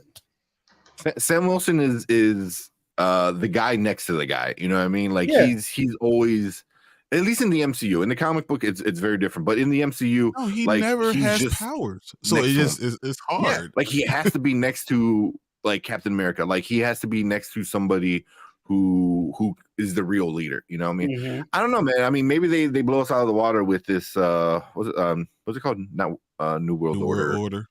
They changed the name. Brave New World. Brave New World. Yeah. I don't know. Maybe I'm looking forward to it, man. I'm really looking forward to it. Yeah. I look forward to all MCU stuff. You know what I mean? I'm never like, oh, it's gonna suck. I'll see. If it does suck, then it does. But if it doesn't, I'll be honest. I have no problem being honest, but I'm not going to sit there and expect it to be terrible and then like, see, I told you so. No, that's just right. Then why do you enjoy movies? That's a weird way to like go see movies. I came out of it. I knew it was going to suck. You wanted it. You wanted to confirm to you that it sucked. Did you not want to? Yeah, like why give it money? Yeah, why spend money then? Why are you doing it? I'm here to enjoy. I want every movie I see to be the best. That's a hyperbole, but I want every movie I see to be enjoyable and great. I'm never going to a movie thinking, can't wait for this to suck so I can go online and talk about how bad and rage against it. Yeah, that's a terrible way to live. You know what I mean? and it's got to be exhausting. Yeah. I mean, I don't know. It gets to a point where you become so critical of things that you just start lying to yourself about how bad something is, and you just got to keep up that persona of being the hot take guy. I don't want to live like that. That's why I'm like, it's got to be easier to hate on it because you can literally point at anything and be like, that sucks. Why does that suck? Man, the color was off. That was off. Something was off. Like you can literally complain about anything. Where like finding enjoyment in something is like, hey, this really worked for me. This really worked. This worked. Guy, trust me. You're not that guy. My bad. I didn't even know I pulled up. I thought my voice said a thing. All right. Was that a sign? Like. We should get into some of these comments. I know. So Brandon Davis came in. He said, "I don't want to see a different person as T'Challa. You can't replace Chadwick. It's going to be weird. Make the next guy all the smart things." So, and I know we talked about it before. Brandon is the anti-recast section of it. So that's understandable. I can't. And I empathize with those T'Challa feelings for sure. T'Challa has been Black Panther for 57 years. Yeah, like literally, you can't. Every storyline with Black Panther is T'Challa. You can't do it without T'Challa. Even when he replaced him, he was still in it. And that's another thing as fans that we have to come to grips with. Just because something new has come does not mean I can't press play on the thing I enjoyed before. It's still on the streaming service, the DVD, the VHS, whatever. You still have it, even if you don't enjoy that new thing. You still got it. You got it. Watch it. Yeah. So I'm gonna skip a few, but I'm gonna come back to you guys. But Brandon next said, if us non-comic book fans don't know or have the emotional ties to the comic T'Challa, then are we okay with the new T'Challa to take over the stories? And and that's like what you said earlier, Ken, was the average moviegoers. You know what I mean? It's like. That's what they're kind of used to, you know what I mean? And it's kind of like we just watched and reviewed The Witcher, and for like a good 20 minutes we were just like how the next season's gonna suck because Henry Cavill's gonna be gone, you know what I mean? And obviously we're joking around. We are a little upset that he's gone, but because Liam Hemsworth is the worst. He's not great. He's not great. He's not great. Such a weird replacement for Henry Cavill, right? Is he playing Geralt? Is he playing the same character? Yes. He's going to be Geralt. Fully replacing him. It screams B movie. Yes, but we're still going to give it a chance, and maybe there's a chance that we're gonna love it. If it's great, Yeah, if it's but great, we're gonna still watch deny it. greatness. Yeah, so. But this is why I always say to Brandon about this. Understand, you can't mess up good storylines. It's hard to write good storylines and for continuity to be throughout the entire thing. So there's certain things that in every movie that you have to have. Like Spider-Man has to be this. Batman has to be this. right? It's the same thing with T'Challa. There's things that you have to have. And because you already gave us it with Chadwick, you can't recast it. It's going to be very hard for little TJ to work. It's going to be very difficult. And if they figure out a way to do it, I'm not sitting here saying I'm not going to go watch the movie or anything like that. But understand how important it is for things to match, to make sense. It doesn't have to be exactly what happens in the comic book because nothing, the 616 does not happen in the comic book at all. It doesn't follow anything, but it has to make sense. The storyline has to make sense, and the characters have to fit together. Right. That's 100%. Budget Hemsworth. Budget Hemsworth is hilarious. Oh my gosh, that is hilarious. Professor Film Fan said, anything could work in the world of fiction. So I tend to agree with that. Yeah. Maybe TJ works out, but it's going to be really, really hard, and you got to really, really do. You have to age him up. You're gonna you got to age him up right away because otherwise, right now, what was he like 7? I think 8. Yeah. Maybe no, he can't because he didn't even know when he was in the blip, right? So he was at least 5'5". He's like 6. I would say he's 6, like 6. Maybe 7 max. You have to consider, I would say 6. Tyler came back, lived it for a little bit, passed away from a sickness apparently. So there had to be some amount of time there. Yes. So if he never remember met the MCU's actually in 2020. Remember the MCU's in 2025. Does anybody else think that that's a weird thing to do? Are they always in the future? Always up there? Yeah. Because what if something happens? Well, obviously it's fictional. What if something like major happens right now? It's like, man, like, I don't know. It's a weird example, but what if we made a movie about the future and there were payphones, but then we got the cell phone and then we catch up to that future? And like, they had payphones. We have cell phones. How did that work? Why? That's a weird example, but yeah. No, I understand what you're saying. Although, have they kind of fixed that though? I thought because they're still in 2025. There's some things are in 2025, some things are in 2023. So what they can say is that TJ was in 2022, and then in 2025 he's actually 10, and then we're gonna be in 2030. In 2 years it'll be 2030. Technically, he's now 18. That's a way that you kind of age him up quickly. So that those things can work. But I think the better ways to do it is to have a T'Challa variant come in and continue to have TJ, and then have TJ be with the young Avengers. And then you start to do that. Perfect variant. Me. I love that. Perfect variant. Star-Lord T'Challa is my favorite episode. Oh man, when I saw this and this was on sale on the Disney store, I'm like, I'm buying it. I dressed up as him for Halloween year before last. But I'm cool with any variant, man. I'm cool with any variant. But that one I would like a lot because he can come in and right away like take the place, but also he's so detached from it where he's like, I don't know this land, and he can be like both worlds, like Universal and just Wakanda, and almost allows Black Panther to be in 2 different places at the same time. So he does what he needs to do, and then he goes off and starts the intergalactic, empire of Wakanda, along while TJ grows into and learns from a variant of T'Challa how to become T'Challa. So that's a way that the storyline can work, and him to learn all of these things and become all these things and be a genius in its own right. That would work, actually. But you have to bring someone in. He has to learn from himself. Yeah. Like, I don't want it to be like the recast chat.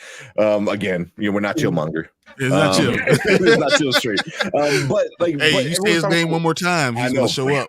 Pop up. But everyone always talks about like it's respectful to Chadwick and stuff like that. But I'm like, okay, if you want to go down that route, I feel like going against everything that Chadwick built as T'Challa in number 1, you're going completely against that by introducing TJ.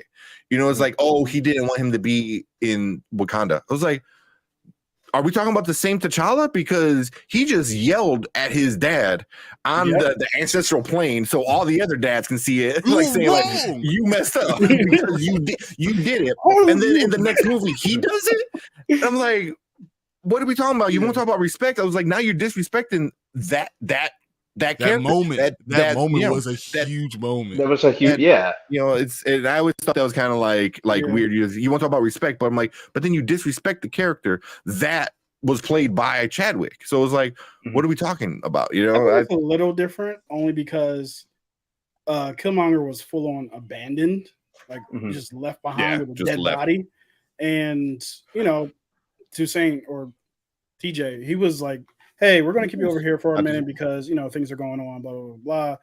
He was never denied his heritage. It was weird, though. Of all the places to keep him safe, it's in Haiti. Come on, man. I don't know much about Haiti. So I know a lot about Haiti. Okay. Haiti's that's where you're trying to keep him safe? Okay. All right. Not this wondrous place.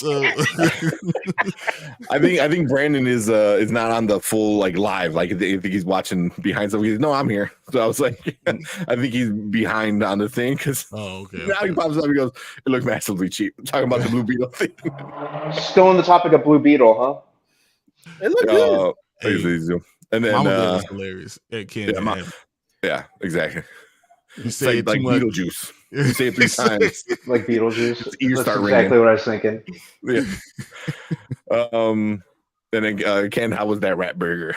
The rat burger was disgusting. If you don't know what I'm talking about, I reviewed a movie called I Drink Your Blood, in which they, long story short, a bunch of satanic hippies broke into a house. Little kid says, hey, don't go in there. There's a bunch of ghosts and rats. He's like, hey, look. The leader of the hippie says, we'll just hunt them and barbecue them. And that's exactly what took place. They bare hands picked them up and put them on the grill. It's a strange movie. A lot of things happen. What movie did that? Demolition Man did that. Yeah. And he goes down into the other city. Yeah. It's best burger I had in a long time. Which is funny because so in Chicago, you guys probably know Brian and Brandon. There's this place called Ducks, right? That's like, and it's known to have like rat burger, like because it's just so low quality and stuff like that. And I lived by one, and I would go all the time. I would say rat burger all the time. Yeah, I'll try it for sure. No, I wouldn't. I mean, from the restaurant. Even from there, I wouldn't. Yeah, that's the thing is that people are like, I do not eat from there. And there's a lot of people that are like, oh yeah.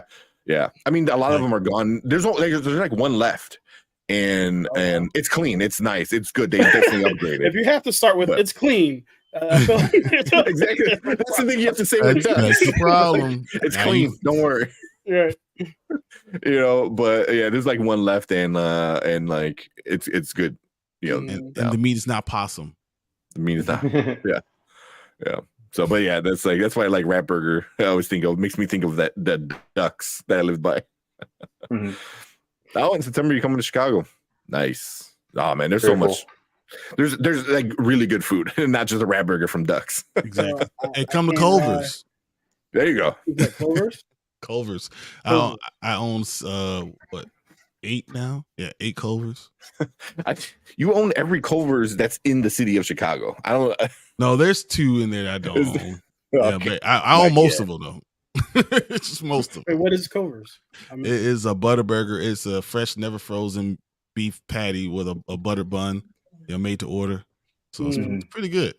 It sounds good, man.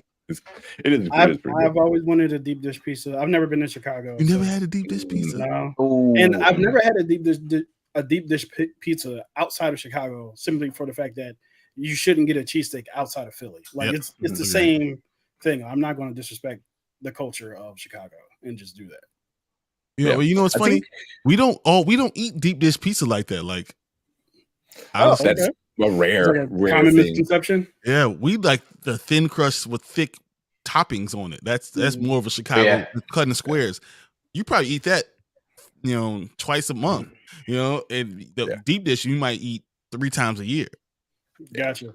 I actually This is had that where on my you go. mind for this coming weekend. Well, you live in Brandon lives in the city. You know, we live out in the burbs now. But yeah, Brandon, you're by a bunch of different good places. You can literally walk in any direction. There's a deep ditch.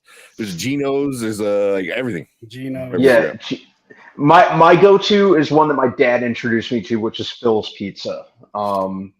There's one over in the Bridgeport area. I used to frequent that one. Italian Fiesta is another good one. I don't know if you guys are familiar with that one. I like the flat. I like the thin crust of Italian Fiesta. I like Geno's East is my favorite deep dish still. Giordano's is fine, but Geno's East is my favorite deep dish. Giordano's everywhere. There's probably like a Giordano's somewhere by you. There's one like 3 blocks away from me. Yeah, and they're like all around the country too, like Vegas. One of our friends that we do our football show with, Mark, he was telling us the story of him and the other guy got drunk in Vegas and got Giordano's in Vegas. So, and that was like the first time they had it or something like that. But that's wild. Yeah. So while your Gino sounds good, let me just tell you guys: if you ever visit Philly, you don't go to Passangino's. It's a tourist attraction. It's not good cheesesteaks. Really? Never go there. It's not Never go good. there. Yeah. Also, we don't put cheese whiz. I was about to ask you. I was going to ask. Yeah, I was curious about that. I don't know where that came from. Yeah, where the hell did that come from? Sounds nasty though. Some people do. It's immoral. It's not right. Like it's just not something that you should be doing. It's salt, pepper, ketchup, mayonnaise, fried onions, and if you're feeling freaky, mushrooms as well. Like it's not. That's it. That's the game. Like so, I don't know where. Because the issue is that South Philly, some way, shape, or form, became Philadelphia. It is one of the smallest parts of this city, and it's one of the weirdest parts of the city because nowhere else in Philadelphia is like South Philly. It's literally night and day from the rest of the city. Yeah, they park sideways. It's very strange. Like no one. Yeah. So anyway. South Philly, Rocky. I love Rocky. They're favorite movies, but still, that's not Philadelphia. It's the smallest part. It's like calling. This is a very weird example. It's like calling Central Park, New York. It's like that's a very good example. Like it's there, but it's not right. It's not the only thing. It doesn't make it what it is. Exactly. Chicago's like that. Chicago obviously very segregated with everything. So so there's like Chicago. Like if you want a good beef, you need to go here. Because that's where if you want this, you need to go there. You go there. So like there's certain places in certain areas of the city. But real quick, so Super Impressing said I'm going to be there because me and my cousin go to the Cubs game. Hey, it's funny. So I'm opening my Culver's right across the street from Wrigley Field. Hopefully it will be opening right after Labor Day. So you're probably going to be there. Yeah, like 2 or 3 weeks, we'll be opening right across the street from Wrigley. So that's awesome. You might be able to see me there, just sweating like trying to get all this stuff together. But yeah, I was actually there today putting up the TVs and stuff. Nice. I told him that's gonna make a fortune, man. For sure. In that neck of the woods, absolutely. It's gonna be nuts. Hey, look at that. September 23rd, we'll be open by then. We will be open by then. Nice. Yeah, and it's literally right across the street. right across the street. So, Brian, you're a chef by trade, or you just open these joints up? I am a businessman by trade. You're a businessman by trade. I got you. I actually got my undergrad in chemical engineering. Yeah, I was gonna say. Okay. All right. He's a football player, chemical engineer. They became just fill in the Culvers. I don't even know how to get there. That's what's up. Man tried out for the NFL, did chemical engineering, and now he owns restaurants. So that's a life. That's great. Yeah. The story is crazy. I don't know, man. All I say is take advantage of opportunities as they come. Yep. Got to. Yep. Yeah, man, I might see you. That'd be awesome, man. Yeah, that'd be cool. See a picture pop up. Inside dip replace the tomato sauce superhero. Oh, that's what he's talking about. Because he said he had a question. He goes, I have a question. Is pizza ranch all around or just in my area? pizza ranch. No. Ranch. Okay, so like I don't know if you guys had If that's pizza in your high school, like the high school pizza that you have to like either put like ranch or ketchup or something on just because it's that bad of a pizza. That's when you use it. But a good pizza, you don't ruin it with ranch sauce. No, Yeah, no. ranch is Definitely a little not. heavy for pizza. Yeah, I'm I'm takes not over a the flavor. I'm not a ranch on pizza type. It's like putting ketchup on steak. Yeah. As I've grown up, I learned that like a lot of the extravagant things that we do to pizza is like it doesn't need this. I usually get like shrimp pizza. I was like, why am I doing this? It's Shrimp on pizza is bomb though. Maybe I've had depending on where you get it. What I'm talking about is out of like a frozen box, so it probably doesn't count. But yeah, Pizza Ranch is a restaurant, so I'm assuming it's like a chain. There's nothing out here that I can think of in the Midwest at all. This is my first time hearing of it. Yeah. I'm super excited for Bojangles, man. Like, I'm like, you've been talking about that for like, where can I get the biscuits? Man, you said you heard it's opening up. It ain't opening up until like 2026 or some shit. I'm like, damn. Hey, that's right down around the corner, man. I know, man, but I want it now. That's right. I say restaurants take like 5 years to do. Trust me. Yeah. We got Big Four. What's up? What's up? Yeah. Bojangles is awesome, but it's mostly down south. Hey, you talk about the Big Four, so we got Ahsoka coming back next week. Then we get the Sunday nights. We'll be doing the discussion again. So we'll be on Chaos Central doing those things and talking about the round table. So look up Chaos Central. It's very cool. It's with a K, KHAOS. Check it out, guys. We'll be there on Sunday nights. Usually around 7 or 8. I can't remember what it is, but yeah, very cool. Nice. Check it out. We'll be discussing all that Ahsoka stuff. Yeah, I can't wait, man. I'm really looking forward to that show. Oh, me too. Yeah. Oh, your short was awesome. So you had put I keep calling you Ken. What's your channel name? I'm sorry. See for yourself. Yeah, you call me Ken. All right. Well, I like to usually say the channel name just so it's in people's minds. But yeah, you did a short about like we get it.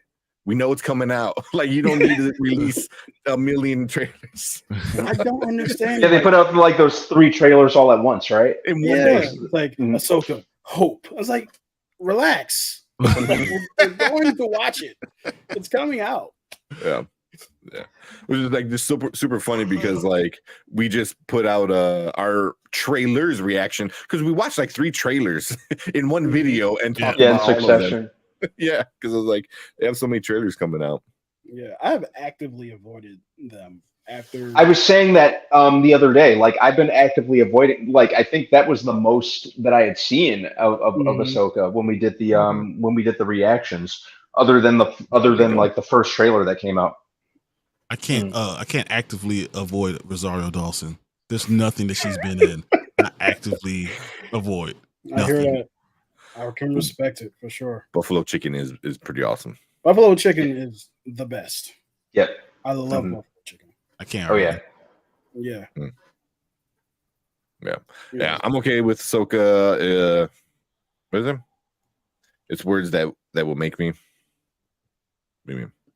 I'm not. Yeah. Sorry. I compute. Sorry.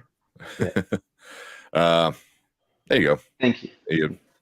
Because superhero movie fans just said he's up to everyone. Much appreciate that. Thanks. Much appreciated. Seriously. Yeah. Which I think you said that was Preston. So Preston's always in. It's Preston. Preston's great. Like Preston's the best. Man. Yeah. Preston is great. He always has a list for every single thing, and I love how organized his thoughts are on the things that he loves. It's great, man. Every time he's in a live, I look forward to seeing Preston. Yeah. So word of mouth. Okay, gotcha. Yeah, I'm okay with Ahsoka, but it's word of mouth that will make for him.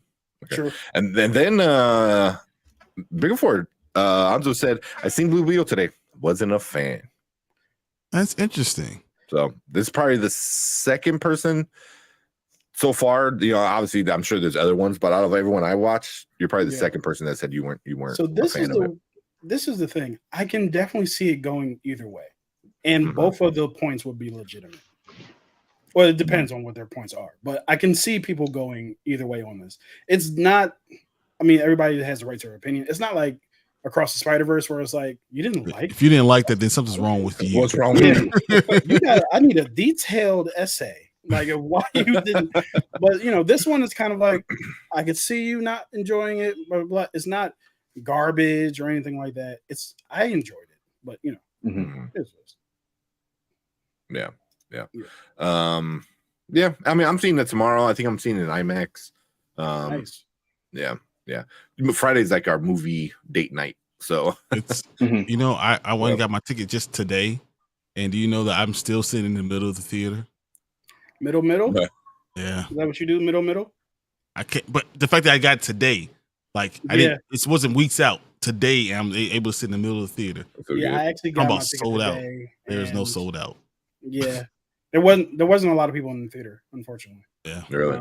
Yeah, there was this guy in the theater who was just clapping at points where there was nothing to clap about. It was so weird. And he wasn't trying to be obnoxious. It was just like, I don't know what. I think it was like maybe like every time George Lopez said something, he would start clapping like really loud every time he said a word. It was very strange. If I had an orange, I would throw it at I'm happy for him that he had such a good time. I was like, a couple times, I was like, Yeah, more power to you if you're enjoying yourself. yeah, But at the same time, what are you doing? right. Like it's fun when people react when it's time to react. Like I had a guy. What movie did we watch? I forgot what movie it was, but Barbie? Was it Barbie? No. It was a popular one. I think. Oh, the Mission Impossible. The Mission not popular. No, I know, right? I said it was. Oh, I think I meant to say it wasn't as popular. Okay. But that's what I meant. But I mean, I guess Mission Impossible is still doing well. But he was sitting in front of us. It's gonna lose money. It's gonna lose money. That's unfortunate. Yeah. It's a really good movie. It was a good movie, but it just wasn't popular. Also, bad timing. But the dude in front of us, every time something happened, he was like, "Oh, no!" Like, but he did it at the right times, which just makes it so much more fun, But I've been in theaters where people start screaming or saying stuff at times they shouldn't be, and I'm like, "What?" Well, that happened to me when I went to go see The Blackening, but that was kind of like an expected situation.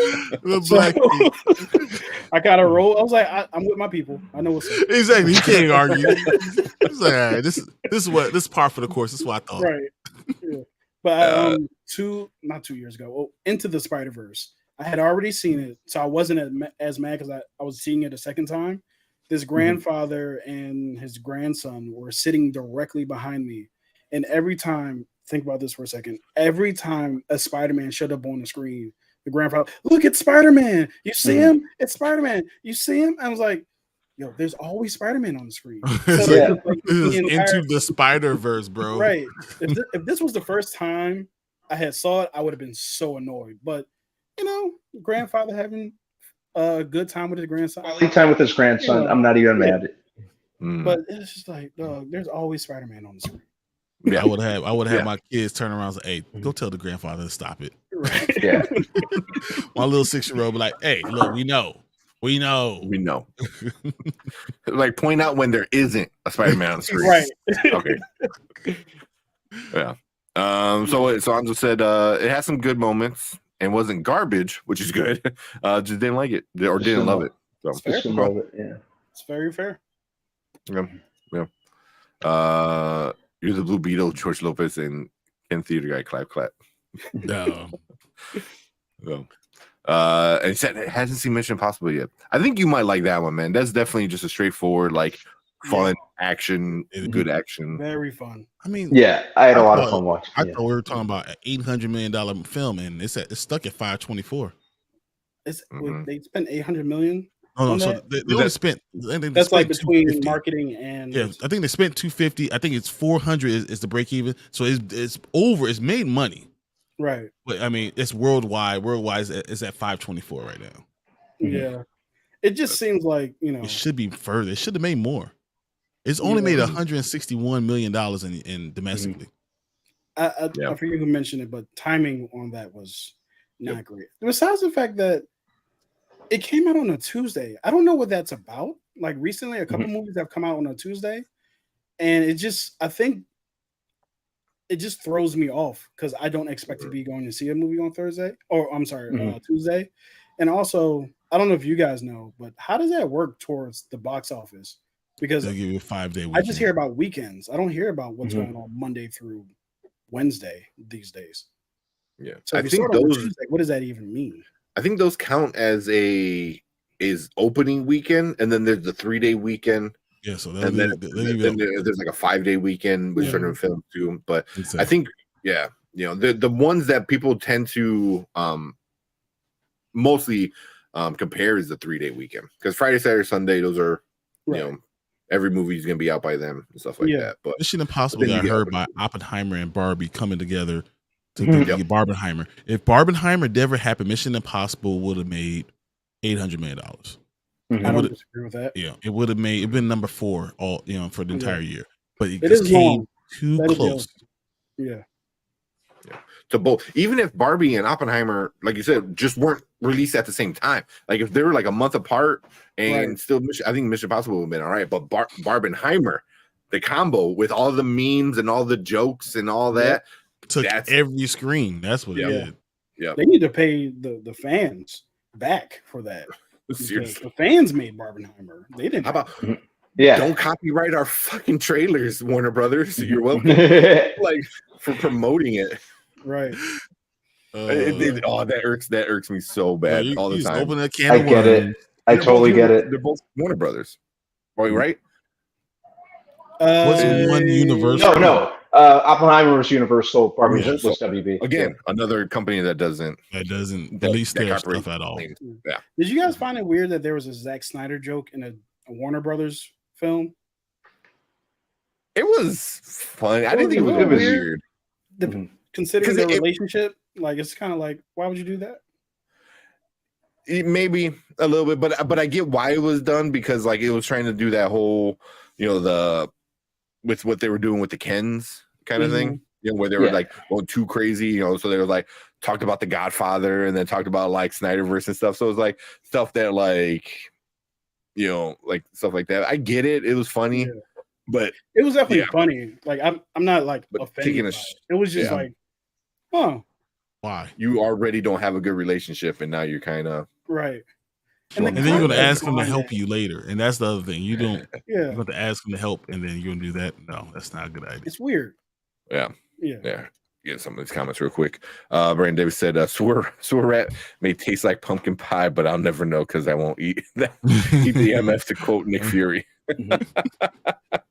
When is that, my buddy? I also don't know what pumpkin pie tastes like. So yeah. What? Pumpkin pie is good. I don't know, man. I eat sweet potato pie. That's it. Oh, they're both good. They almost. This is the Marvel DC thing. You don't have to choose. You can eat both. I feel like there's a choice. If I'm in a bakery, I see a pumpkin pie, I just look at it and say, yeah, sweet potato pie. Yeah, I only go for the sweet potato pie. But I'm sure pumpkin pie. I've had pumpkin pie shakes. They're a little spicy, but everything else is fine. Yeah. Sweet potato pie and pumpkin pie are obviously you can taste the difference if you eat one after the other. For sure. But if somebody did a switcheroo on you, you'd be like, this is a weird pumpkin pie, or this is a weird sweet potato pie. I'll know. My grandmother will come out of nowhere. You better know.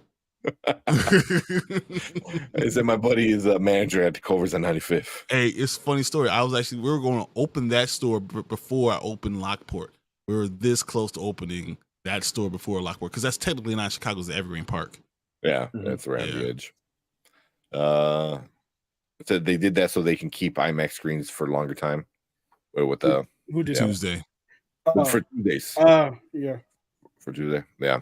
I guess that makes sense, because it's made to be watched on IMAX. So if you go out there early before Oppenheimer takes it, then Oppenheimer took all the screens. I saw the Marvels isn't going to be on IMAX screens for a movie. I don't remember what movie it's. Oh, it's Dune, isn't it? Dune. Yeah. Oh yeah. Oh, Dune's gonna take over. Definitely IMAX. Yeah. Yeah, that makes sense. All of them. Not mad at that. Yeah. I'm a huge Dune fan, so yeah. I really want to go see. I think Brandon Davis went to that 95-foot crazy super big IMAX screen that we have in Chicago. Is it 77 millimeters? No, that's the only thing that sucks. That's a bigger one. There's no 77 or 70 or whatever it is, like anywhere near us. I think we have to go to like Michigan. Yep. Is the next closest one or something like that, which Yep. sucks. You would assume Chicago is like major city. Yeah, but like, all right.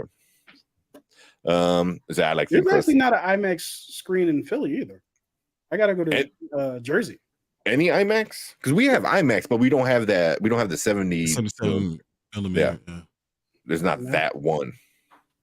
Yeah, like freaking every AMC around me has IMAX and Dolby Digital, but they don't have the high end, the actual IMAX. Yeah, where the screen opens up and then the thing kind of separates and you know I'm really in the IMAX experience. Mm-hmm. Yeah, I saw a Blue Beetle in Prime. It was like Center City, Philadelphia. There's no IMAX in that theater, which is really interesting because it's in the middle of downtown. You would think that would be a big attraction, but it's also not it doesn't seem to be like the biggest building in the world. Yo, Dark Movies. That's my guy. How you doing, man? There we go. Cool. Hey, did we say hi to Perp? No, I just thought right now. I was like, what's up, Perp? What's up, Perp? I like your logo. Yeah, Perp is awesome, man. Perp. Yeah, big horror fan. Perp puts out, I mean, you got to be at like he makes me angry. 85 movies. He makes me angry every time I want to do a review. He has a whole movie review before I can do my out of theater reaction. He's so good. Perp is awesome though.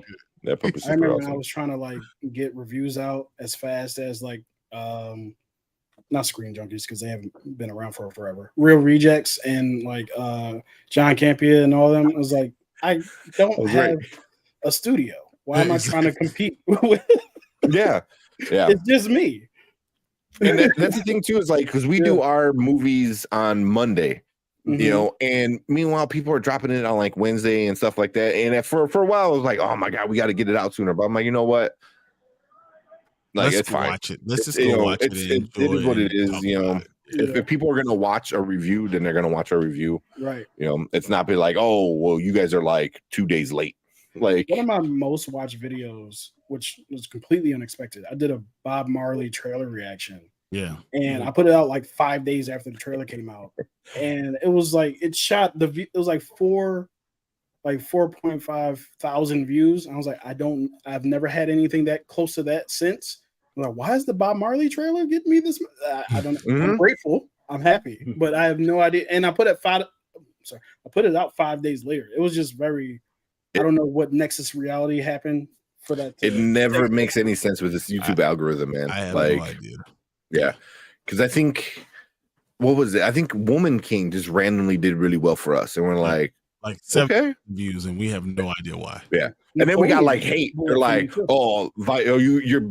Well, we were saying how in shape Viola Davis was. Like she was a badass, you know, and she worked out. And then somebody was like, you guys are sexualizing her, or I was like, what? I was like, we're saying like she's a badass, especially at her age. She got in shape. She was in super shape at 52 to be able to do what she was doing. It don't matter if you're man, woman, child, dog, whatever. Like you could, no matter what you are. Yeah, I think it was older. I think it was older than 52, like 56, 57. You know. No, she's Viola. I think she's early 50s. She's like 52. Yeah, I don't remember. But yeah, we got hate on that. I was like, so whatever. But yeah, whatever. But it's weird what movies they decide like we're gonna push this. I was like, damn it, like. I wish we did. Like, I put a little bit more effort into it, or said this, or said that. I was like, "Why are you pushing that one?" Yeah. So she's 58 now. When she did Woman King, she was 53. So yeah. Oh. Yeah. When she filmed the film. When she filmed it. Okay. Yeah. Mm-hmm. Yeah. Okay. Yeah. The professor. But it's underrated too. I'll take you guys over Campia. Thank you, man. Appreciate that. Thank you. Be careful, man. Campia's came in here twice already. So. I know he has been in here before. Yeah, he's been here twice. You know, once we were all like shocked. We're like, "This is not really you." And then the second time, I had to leave because my newborn was crying and stuff. And I come back, and these guys were like, "You miss Campia." I was like, "What?" Sorry. Let's get some of these real quick. Dune contracts were already done. Marvel's was supposed to be out earlier. It had IMAX deals, but it moved to a date where contracts were already set. Okay, that still sucks. It's on you. That's on them, rather. Yeah, and Cold Lord's also another great channel. Follow those guys, Chicago guys too. Cold Lord said, "Did they push Dune 2 to 2024?" Not yet. Not yet. They've talked about it, but they still haven't done it because I think once again they have all these screens are here, and if they can promote it in say in October, then they'll do it. Then they'll go with it. And they really shouldn't be moving these movies because you have to believe that the theaters are banking on these movies helping them sell concessions and all the other stuff. So if you move out Dune and the Marvels and Craven, Craven moving a full year is just weird. Nuts, right? That's a whole nother argument of the strike. That's I think they just saw it was crap, and they're like, all right. Let's we can use some more time. Man, I'm not excited, but I'm also not excited for Craven. I don't know if that makes any sense. I'm always excited to go to the movies, but I don't know if I don't have a lot of confidence, and I hope it's great. I hope I'm blown away. But I'm trying to break the habit because I'm guilty of this from time to time. I'm trying to break the habit of like going in like actively wanting to dislike something. I'd hope I'd be proven wrong with by Craven the Hunter. I like Aaron Taylor Johnson as an actor. He's a great actor. Bullet Train, he was great. Bullet Train. How many superheroes can he be? All of them. I just want to know. Like he's been like 4 superheroes. How many you gonna do? Yeah, wouldn't be surprised if he gets picked to be the DCU Batman. he's just ticking all the boxes. He's the new Flash, or he's Wally West. He's like, you better that. Another actor who plays like a bunch of superheroes who has played a bunch of superheroes. I'm trying to remember who. Well, Chris Evans has played a handful of comic book characters. There was not only Fantastic Four, Scott Pilgrim, The Losers, right? The Losers. That was good. I actually really enjoyed The Losers. The Losers was fun. Yeah, it's a very fun under the radar movie for sure. I've seen it in probably over a decade, but when I saw it, it was really good. Yeah. Else. Yeah. We said 77mm Max is something I want to experience, not in my country though. Oh wow, that's crazy. That sucks. I do want to see it too and see what the big deal is, but gotta go to a whole nother state. I saw Oppenheimer in 70mm. It was a good experience. It wasn't something I'd need to do over and over again, but for that type of movie, like I would have rather have seen Interstellar on it. Oh yes, something that's big and grand and dynamic. There's a lot of just looking at faces on. He said Interstellar. Interstellar. Interstellar. I didn't love when I first saw it, but I've grown to love it over time. Maybe I need to give it another chance. It's not one of my favorite Nolan movies, admittedly. That and like Dark Knight Rises and Tenet aren't ones that I'm like too hot on as much as a lot of his other stuff. Not a bad movie by any means. Just not. Interstellar was so good. They decided this is how a black hole looks, and then 2 years later, after the movie came out, they found a black hole and it looked exactly like it did Interstellar. That's how good Interstellar is. They are just it is so all the scientifically accurate, and that's what I love about it too. It was so good. One of these days, I'll give it another shot. Watch it. Grab your tissues.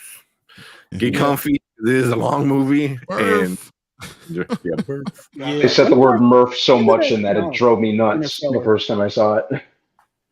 Yeah. Oh, you see somebody in that like Boston Mechanics or whatever made the actual what was it TARDIS thing? Yeah, the TARDIS, right? I think TARDIS. TARDIS. Yeah, he actually made one. They got a small version, but I'm like, that's cool. It's TARDIS. really Cool. TARDIS makes perfect sense to make. That was the coolest thing in the movie. That was super cool. Movie Time Minute said, welcome. I think it's the first time you're here too. Appreciate it. Just got back from Blue Beetle. Not a perfect movie, but to me, but I still had a lot of fun with it. And then hi Ken. Hey MTM, what's up, man? There you go. One of your guys. Yeah, That's awesome. He's really good, man. He always supports, and I love his stuff as well, man. That's wonderful. Subscribe to his channel. I always get the terminology wrong. That's all right. We simulcast, so we're technically on Twitch right now too. So which is follow. So we're on Twitch, Facebook, and YouTube. Was it from the end of March? I didn't review. Yeah, you skipped a while for it, and I'm glad you're back. Reviews. Yeah. Well, this I did want to talk about this a little bit because being sports fans and movie fans, the whole blindside thing. Well, I don't know. On a personal side, it's kind of crazy what happened to him in real life. I don't know the full details. I know like the general idea of he thought he was adopted, but he really wasn't adopted, and I mean that should be advantage of things. Wait, he wasn't legally adopted? You can't legally adopt, especially in Tennessee. You cannot legally adopt anyone who's 6 months from their 18th birthday. So you can say whatever you want to say. You can be take ownership over him, but he's an adult. You cannot legally adopt an adult. So that's not how things work. So so it doesn't matter. So it's conservatorship is all thing you could have, and that's so interesting. The problem I have is that he made no money off the movie, off the story. He made no money off of that. That's the only thing I have a problem with. Did the parents make money? And the father's saying that he didn't, but I don't know. And that's something that's going to be investigated. It's also really interesting that it's all coming out now. It just seems like, not to say that it's not legitimate. No, he just found out in February. He just found out. Yeah, he just found out. He thought that he was definitely a part of his family and all this stuff, and he found out in February that he's technically not. That's wild. It's probably he went to the hospital and they finally said the only family can come in. Oh, they're my family, and he's like, "There's no proof. There's no family." I was the movie. Brian knows this because I've talked about this dating back to the time that we worked in the video store together. I always had a problem with the movie The Blind Side. Has anyone else read the book here? I haven't. No, just me. It's a pretty good book about football strategy, that sort of thing. And Michael Oher is definitely in it. But the thing with Michael Oher is he was always a gifted football player, and I had a big problem. And I know I'm kind of veering off topic. And Michael Oher himself has even said this. He never liked the way he was portrayed in the movie, and I don't blame him. Because they made him seem unintelligent. They made him a big dumb oaf. Yeah. Also soft, and he's not soft. He was good enough to be all state in basketball and football before he went to that damn high school. He was always that good. He might have been on his own a lot. That might be true. But he said his mother wasn't like that either. It's like the way that they portrayed her was not true either. This was just a better opportunity for me, and she was willing to deal with that, and that's why it happened. Get me out of the ghetto so I don't have to worry about getting shot. And that's what it was more. The white savior thing is so horrible. Yeah, I was gonna say white savior, but I kind of bit my tongue for a second there. Yeah, it's a white savior through and through. You don't have to. You can always depend on me to say it. Well, I mean, that was the thing when it first came out, was people were saying that was like okay, But what year was that they came out? 2009. 2009. Oh shit, I was gonna say 2012. So yeah, 2009 things weren't talked about as much as they are now. Like certain topics and stuff like that. I mean, I'm sure they were, but they weren't as much in the forefront. Where now, like if you were to say this, if this movie came out now and people start saying like white savior, you'll start hearing like Think Peace Central out here. Yeah. It's like we said it all the time. I don't know. Yeah. What said about the last samurai? It was like this one white guy who finally went to all these places where all these samurai have been doing it for hundreds of years, and he's the one that figured it out. Like, all right, bro. What was the Matt Damon movie?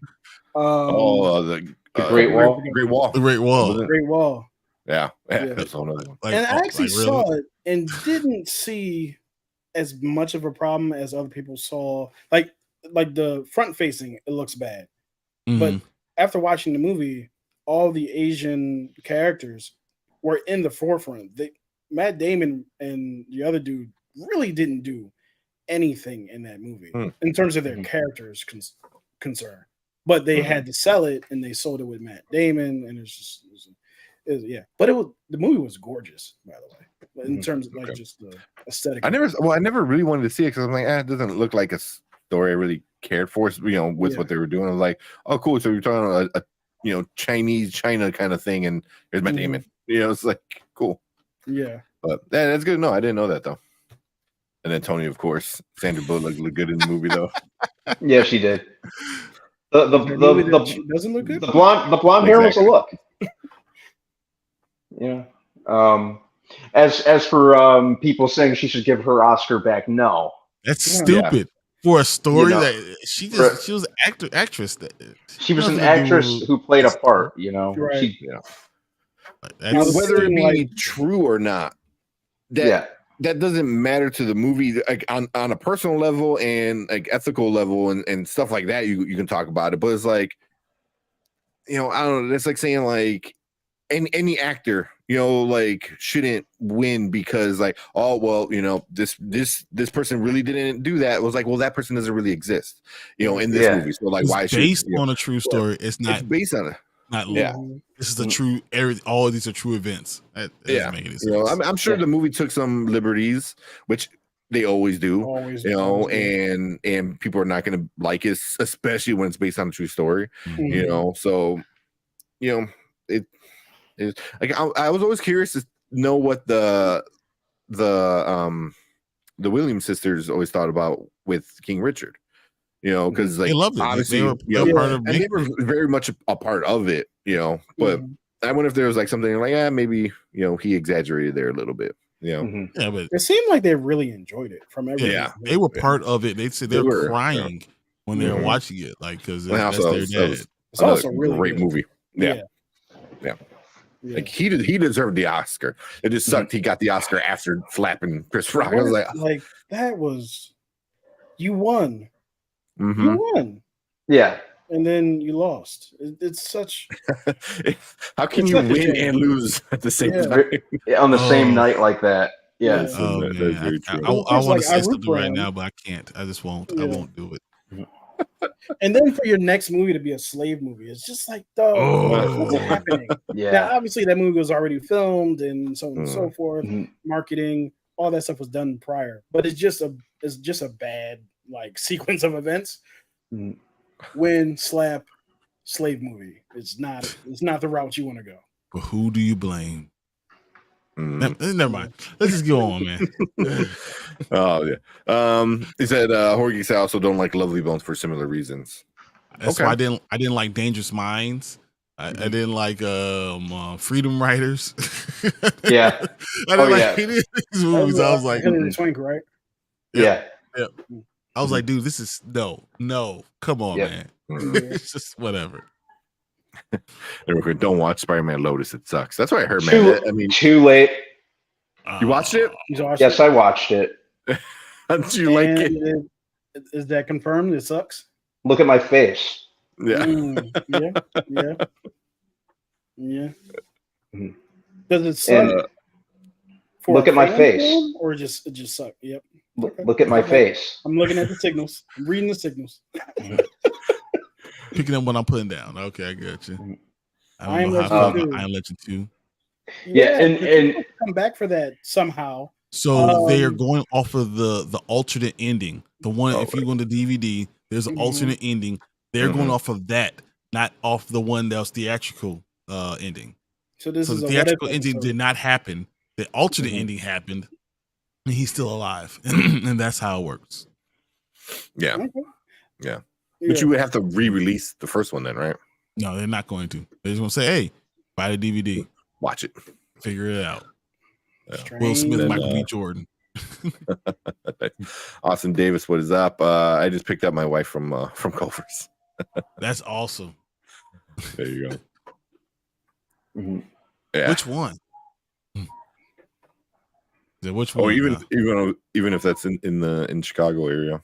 If it's anywhere, I probably know who owns it.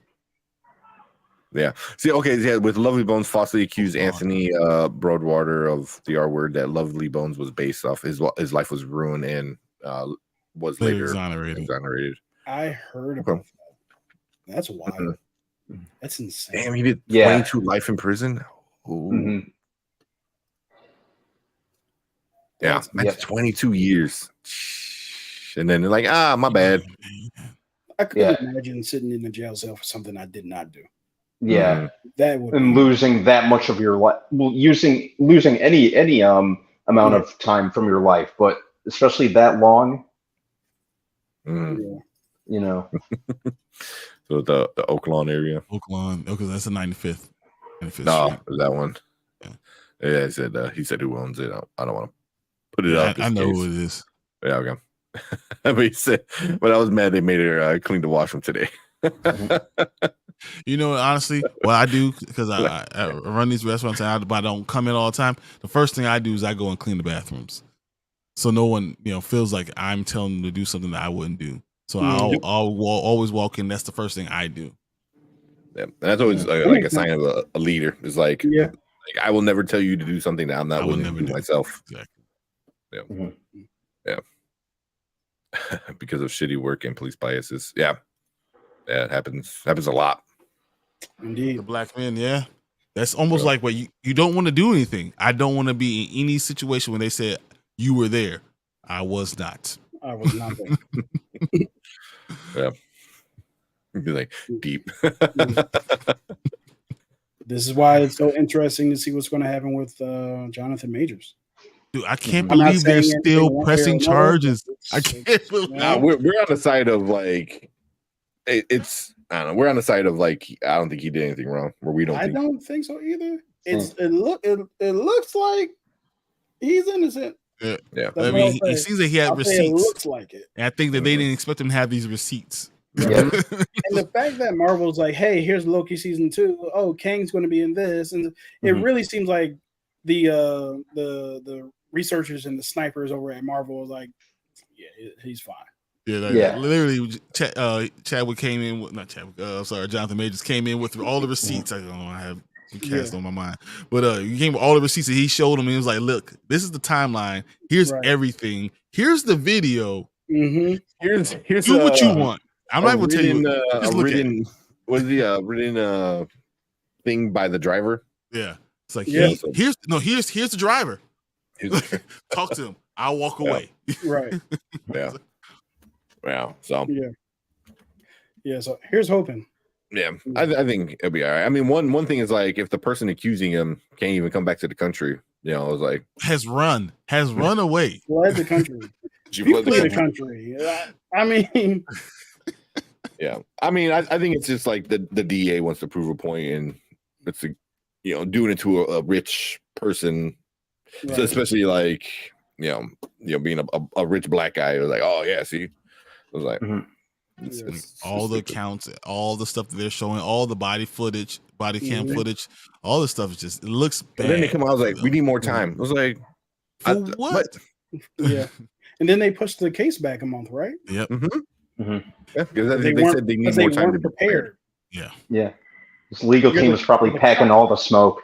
Yeah. You're the prosecution. You're not prepared yet. That's because if it's not a case, then why would you even take it to the grand jury? This was like the week after Creed 3 came out. Yep. Yeah. You're not prepared? Yeah. Yeah. Okay. Yeah, exactly. Well, no girl fled the country. She did.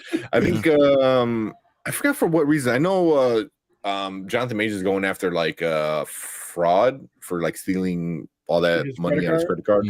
Yeah. But she said that she did. She was like, I used his credit card to buy drinks. She said, well, I mean, he has her on video buying the drinks with a credit card after she said she was hurt.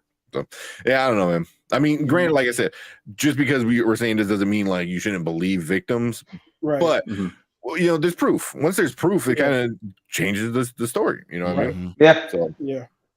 Yeah. And I think that's something that needs to be. we don't know these people. Mm-hmm. I think that's the thing that that's why I can go on a whole soapbox about stan culture. We don't. Same thing with Lizzo. We don't know these people. We just Mhm. enjoy their art. They could be the worst or they could be the greatest. Yeah. We don't know Just these because you can make good music, you could put a ball through a hoop, you Right. can act really well, doesn't mean you actually know these people because they're showing you only one part of them, one side of them. So you really don't know. Yeah. So, you just need to see proof. That's what it is. Yeah. Yeah. The whole giant Jep and Amber Heard. Wow. Yeah, it's crazy. So I want to finish things up real quick. So I had asked Preston to give us a keep, watch, burn, and he gave us one. So we'll finish the show with this. I know it's getting really late for you, Ken, right? Because you're East Coast? Yeah. Oh wow. Yeah. Yeah. Okay. So we'll finish off with this. So keep, watch, burn, the What If, She-Hulk, and Secret Invasion. Who wants to go first on this one? I'll go first. All right, Brandon, go ahead. This will be easy. Keep What If. I really enjoyed What If. Watch She-Hulk because for all its flaws, I found it entertaining. Secret Invasion can get incinerated. I think I'm a little opposite of you. I'm definitely going to keep What If. I'll watch Secret Invasion because besides episode 6, I'm not going to watch episode 6. I'm just going to watch 1, 2, 3, 4, 5 and come up with my own ending. Yeah. And then I'll be okay. And She-Hulk, I don't want to watch that ever again. Yeah. Ever. Because it didn't mean anything. It didn't do nothing. So I was like, I'll burn She-Hulk. So I would keep What If. Well, I would keep What If. I would watch Secret Invasion for similar reasons because despite the show ending very, very poorly, I enjoyed all 5 episodes leading up to that. And just the performances. I mean, the acting in that show is phenomenal. And then I would burn She-Hulk. I don't hate She-Hulk. I just don't like it.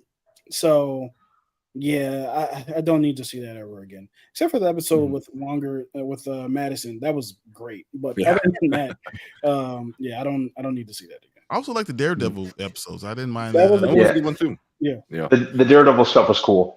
It's just that it's all those episodes. There's so many more episodes that I'll have to watch to get to those. And I don't want to have to watch that again. How about it was like 9 episodes, wasn't it? For She-Hulk?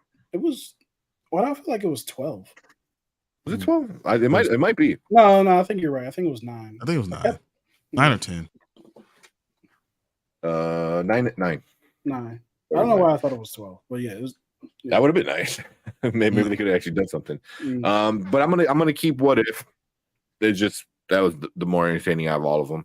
I'm probably gonna watch She-Hulk and burn Secret Invasion just because it burned me so bad at the end, where I was just like so angry. At least She-Hulk, I knew it was goofy and wasn't gonna have a good ending by episode 2, 3. Right. Secret Invasion. Am I gonna watch all 9 episodes to get to that point where I'm like, this is awful? I can't say it was awful. It just didn't do anything. So that's what I feel like. Secret Invasion is still doing something, and as long as I don't pay attention to 6, I'll be okay. But what it did is way, way worse than what She-Hulk did. Like She-Hulk just ended and it didn't do anything.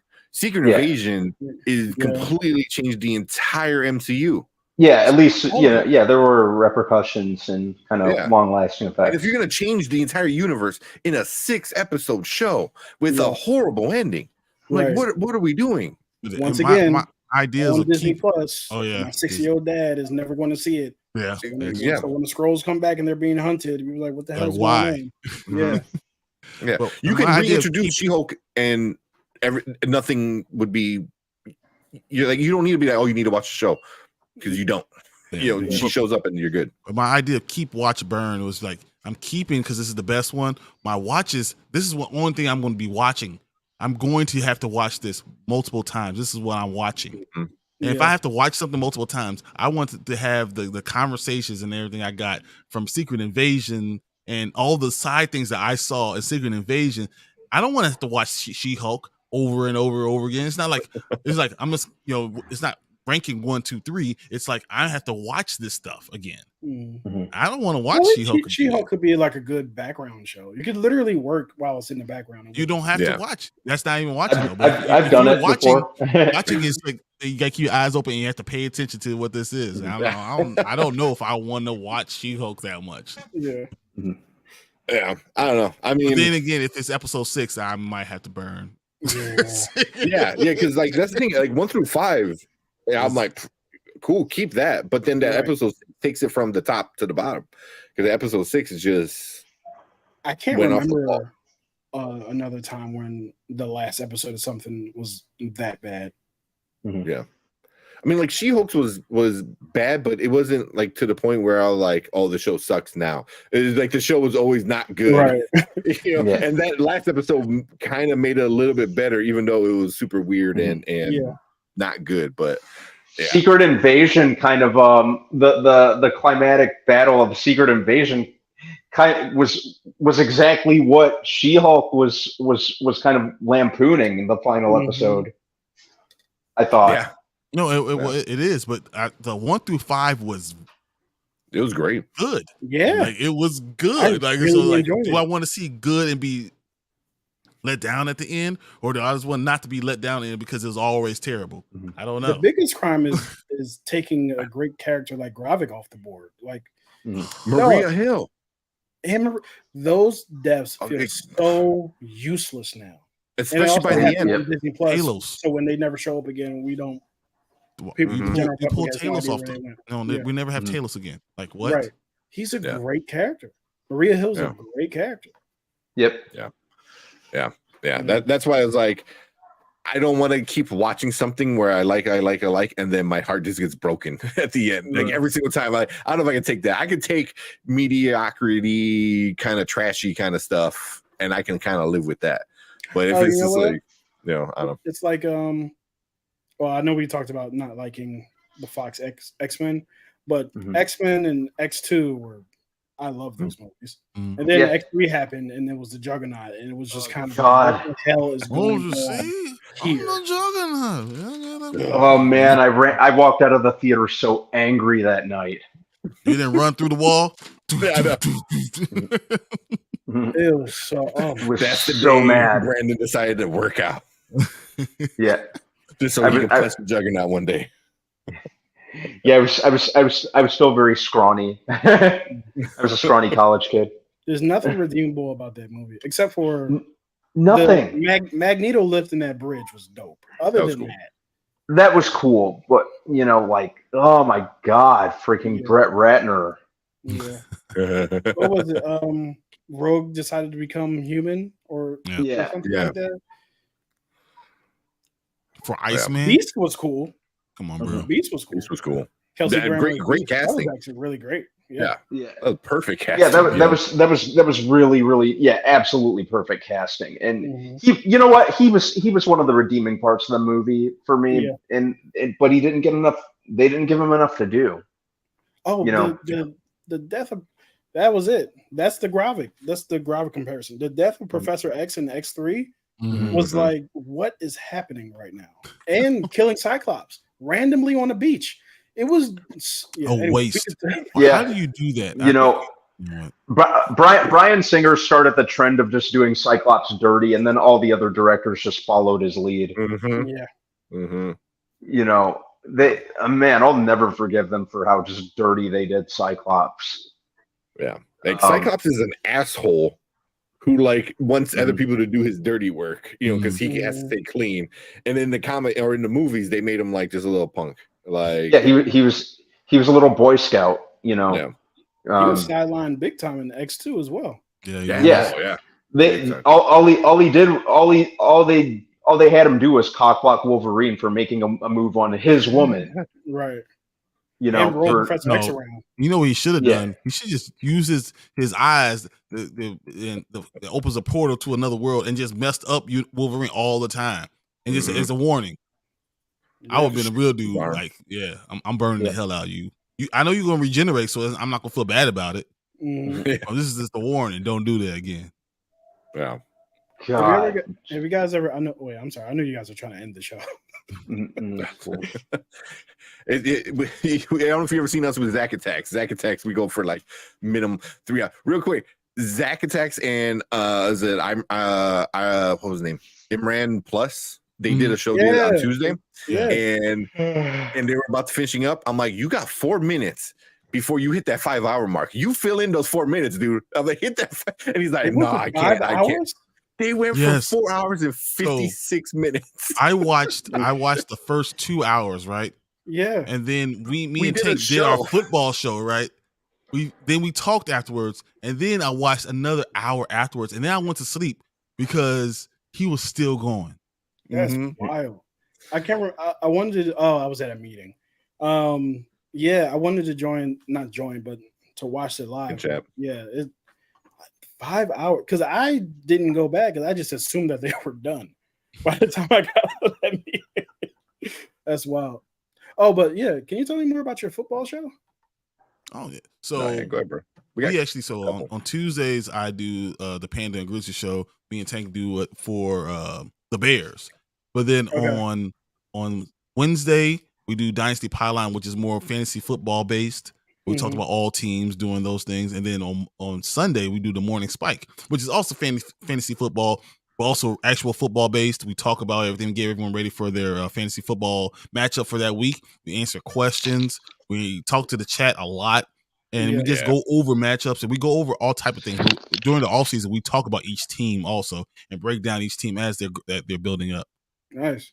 Yeah, we do the Sunday one 2 hours before kickoff, and it's always fun because like we start and we have topics just in case, and it's before we even hit live, we get like 5 questions. Do I play him or him? So it's always. Y'all have a fantasy league? I have a dynasty one. Spoiler Kings fantasy football league. We did, but no one was doing it, and I won. So of course. Because I win. Not for Spoiler Kings. Yeah. No, not Spoiler Kings. We did for Nerd Huddle. And for our football sides. We're probably gonna do something else. So Martin, he's a part of our network kind of thing, and he's kind of runs the Dynasty Pylon. Brian is there every single day with him, and I'm on every day. Every day, and he come up with a bunch of different styles, so definitely if you want to join, I can get you into some of the other ones if you're into fantasy football. Build a block one, the building block is interesting. Yeah, he does. They do IDP, which was great. So just defensive players. Really? Yeah. Interesting. So we get into everything, man. We talk offense like normal, and we get into defensive players. I know, like it's a lot, like for the regular fantasy kind of game, but I've always thought that it would be cool to have like to be able to pick individual defensive players. Yep. It's better. It's better. It's so much more fun. Understanding how they do it, how the matchups work, and then now you have a running back and your linebacker. So you want to play your running back and linebacker that are going to hit each other. You get double the points. It just increases your love for enjoying what you're watching because you have multiple things that you're looking for. So it really it's awesome. IDP is great. Yeah, if you love football, definitely got to do IDP. Have y'all had your like Jalen Hurts is going to win MVP conversation yet? Or always. Okay, cool. Just check. No, I have a Jalen Hurts jersey upstairs. Don't get me wrong. I love. See what I will tell you this. Jalen Hurts is. I want Justin Fields to be Jalen Hurts, but if Justin Fields did become Jalen Hurts, he would be better because he's more talented than Jalen Hurts is. But Jalen Hurts is a better. He's done it. When someone's already done it, you can't argue with that person that's already done it. Yeah. Like I don't know if Justin Fields can be him, but if he did be, if he was him, he's bigger, faster, and stronger. How does that work? I think the thing that really helped Jalen Hurts, besides just getting the greatest offensive line that I've ever seen assembled. I mean, we have a couple of Hall of Famers on there. People don't talk about Lane Johnson being a Hall of Famer, but he absolutely is. Yes. But I think the thing that really helped him was not just making it the Super Bowl, but playing phenomenal in the Super Bowl. Like that is like we should have won, but that's a whole nother conversation. Yeah. I don't know, man. You should definitely join us in on the that's the thing. that's the thing that makes the sting of it less. We lost to Patrick Mahomes, so It's it's kind of like we lost to Brady. So Exactly. but we actually beat Brady. So That's right. Yeah, definitely check us out on Dynasty Pylon and Nerd Hub. Well, everything's gonna move to the Dynasty Pylon soon when the season starts, and that like Dynasty Pylon is gonna be our football channel. This is gonna be our like movies and TV channel and stuff like that. So, but yeah, definitely check us out. It's fun, man. It's fun. The people in chat, we have a lot of fun. We've been doing some mock drafts. And stuff like you guys, they just finished the predictions, AFC, NFC. Yeah, we'll do, man. Because I am the Eagles on this screen and the red zone on this screen, kind of thing. So, nice. Yeah. Yep. You'll fit right in with us on in the chat and everything like that. I wasn't there for the NFC show part of the show, so I did the AFC yesterday, and then when I got to the NFC part. I said, you got San Francisco beating the Eagles in the NFC Championship game. It's crazy. You're stupid. That's what I said. I just went crazy. I was like, you guys are stupid. This is dumb. It was. We have a lot of Washington Commander haters that subscribe to the channel that are around all the time, and that they didn't want to see the Eagles win in the Super Bowl. Because I said, if the Eagles do get there, they're winning it. That's it. Yeah, Jalen's not losing another one if he gets back. Jalen Carter, did you see what he did to an All-Pro? He put it on his back. Oh, yeah. The dude is, and that's your second string. I'm excited, man. I'm excited for the Philly Bulldogs. Oh, exactly. All right, it's midnight. I got to go in the morning. Yeah, I'm gonna get to bed. I always try to find. I always try to find another channel we can send our stuff to, but because we can redirect. I never find it. But there's no one ever live when we're finishing up. If someone was live when we were finishing up, we will redirect all of our people to them, but it doesn't work. Oh, that's dope. I love that. Yeah, it's kind of like rating on Twitch, but no one ever talks about it on YouTube, and it's a thing that you could do once you hit 1,000. The only issue is we're so late.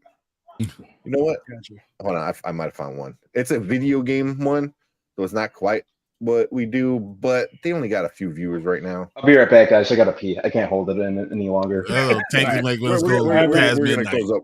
We're gonna close up real quick. I have to do this real quick. No, you gotta end it up. Yeah.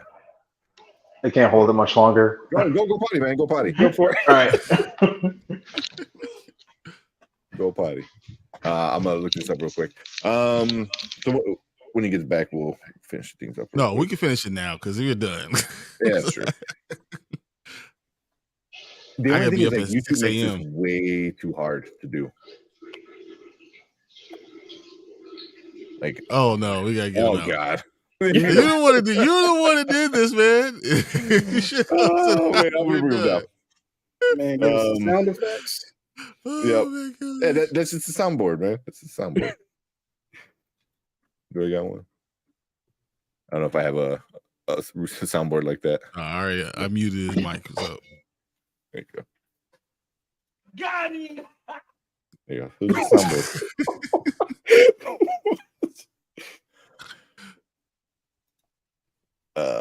All right, while Tank is doing that, guys, thanks everyone for being in the show. Everyone, superhero fan, which is your Preston being there, Horror Geek, love you being there. Cleves, Austin Davis coming in. I know we had Brandon, Professor Film Fan, Movie Time Minute, Dark Movies, Perp, Colt Lords, Cleves, Tony. I gotta unmute him. L came in, Big Four, so Anzo being in. Mama Bear, Art Doll, that was great. Her being there. We just had a lot of people, and it was a great chat. I appreciate all you guys doing that, and you guys kind of directed the show today. And Ken, thank you for being here. That was perfect. You coming in, jumping in with us. That was so much fun. Go ahead and tell everyone about your channel one more time, man. Go do one more time. Yeah, so my channel is called See For Yourself. The basic idea is I offer my opinion on movies and TV, but still encourage you to form your own opinion or see for yourself. Right now, I have a movie marathon going on called The Unseen from 1970 to present, where I watch a movie I haven't seen for every year between 1970 to present. So the first episode of that is out, called I Drink Your Blood, is the movie. And in the community tab, there is a poll for you guys to vote on the next movie for 1971. So yeah, that's everything I got going on. Thank you so much for having me. Really appreciate you guys reaching out, and this was a great time. Thank you. Oh, we'll I for sure appreciate get you you staying back awake. on. Yeah. Yeah. We'll get you back on and we'll get you something more organized. Today was more like a chill kind of day, stuff like that, you know. But definitely maybe when we do some Oscar reviews, love to have you on and stuff like that, you know. So you know, that's coming up pretty soon. But yeah, we'll definitely connect again and do some more stuff together. But appreciate everyone in chat hanging out with us. Appreciate everyone checking us out on the replay. Make sure you hit that like, hit that subscribe button, and we will see you guys on Monday talking about Blue Beetle. All right. Later. See you guys. See you. Don't forget to like and subscribe. We out here.